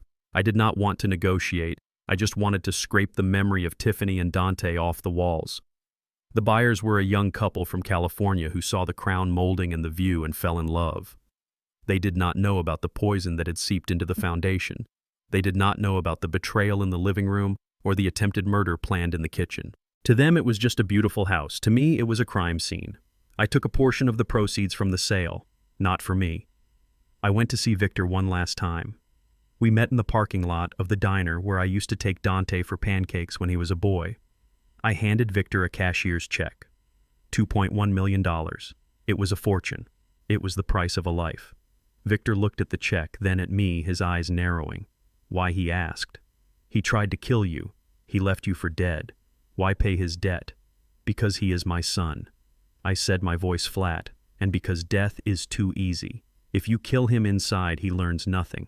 He just becomes a victim. If he sits in a cell for 20 years thinking about the $50 million he lost, that is a punishment. This money buys his safety inside. No hits, no accidents. He serves his time. Victor nodded slowly, tucking the check into his jacket pocket. You are a hard man, Ezekiel. Done. He is off the board. It was the hardest check I ever wrote. It was not an act of love. It was an act of mercy for the ghost of the boy he used to be before greed hollowed him out. I stripped the house bare before handing over the keys. The furniture, the art, the expensive rugs Tiffany had bought with my stolen money. I sold it all. I donated every cent of the proceeds to the Grizzly Trust. When I walked out the front door for the last time, the house was just a shell. It was no longer a home. It was just a structure of wood and stone that had witnessed the death of a family. Desmond was waiting for me by his car at the curb. He was leaning against the hood, smoking a cigarette, the smoke curling up into the gray Seattle sky. He watched me lock the door and drop the keys in the realtor's lockbox. The click of the box closing felt like the final period at the end of a long and painful sentence. It is finished, Desmond said. The legal transfer is complete. The trust is active. The debt is paid. You are a free man, Zeke. I stood there looking at the manicured lawn. I felt a strange lightness in my chest. It was not happiness. It was the absence of pressure. For 25 years, I had carried the weight of Dante's failures. I had carried the fear of his debts. I had carried the secret of his betrayal. Now I was carrying nothing. How do you feel? Desmond asked, grinding out his cigarette under his heel. I looked at my old friend. I feel light, I said, like I just set down a heavy rucksack after a 50-mile march. Is there sadness? Desmond asked, his eyes searching mine. There is always sadness, I replied. I mourn the son I thought I had. I mourn the future I dreamed of. But mostly, I feel relief. The cancer is gone, Desmond. The surgery was brutal, but the patient survived. We got into his car and drove away. I did not look back in the rearview mirror. There was nothing back there for me anymore, just ghosts and an empty stage where a tragedy had played out. I was ready for the next act. The road ahead was clear, and for the first time in a long time, I was driving. 1 year has passed since I walked out of that empty mansion in Seattle. I traded the noise of the city for the reflection of Mount Rainier on a quiet lake. My new home is a modest cabin made of cedar and glass. It is small, but it is warm, and the doors have locks that I trust because I installed them myself. Today, the air is filled with the sound of laughter. I am kneeling in the tall grass surrounded by a troop of Boy Scouts, including my grandnephew Marcus. I am teaching them how to build a fire without matches. I show them how to strike the flint, how to catch the spark in the tinder, and how to nurse it into a flame. When Marcus succeeds, his face lights up with a pride that $50 million could never buy. This is my legacy now. Not buildings of steel and glass, but skills that keep people alive. I look at their innocent faces, and I feel a peace I have not felt since before the war. Later that evening, as the sun sets, painting the water in shades of gold and violet, I sit by my stone fireplace. On the side table lies an envelope with a prison stamp. It is from Dante. It is the 5th one this month. I do not know if he is begging for forgiveness or money, or if he just wants to blame me one last time. I do not care. I pick it up feeling the weight of the past trapped inside the paper. I do not open it. I toss it into the fire. I watch the paper curl and blacken the words, turning to ash before they can ever be read. The flames dance brighter for a moment, then settle back down. The Alaskan wilderness could not kill me. My own son could not break me. I am Ezekiel Freeman, and for the first time in my life, I am finally free. I sip my coffee watching the embers glow. The only thing that matters now is the warmth of the fire and the promise of tomorrow. We often cling to the belief that family is a sanctuary that must be protected at all costs, even when the foundation is rotting. But the cold Alaskan wind taught me a harder truth. Loyalty is earned, not inherited. I spent years enabling a monster because I refused to see the greed hiding behind my son's smile. True love isn't blind.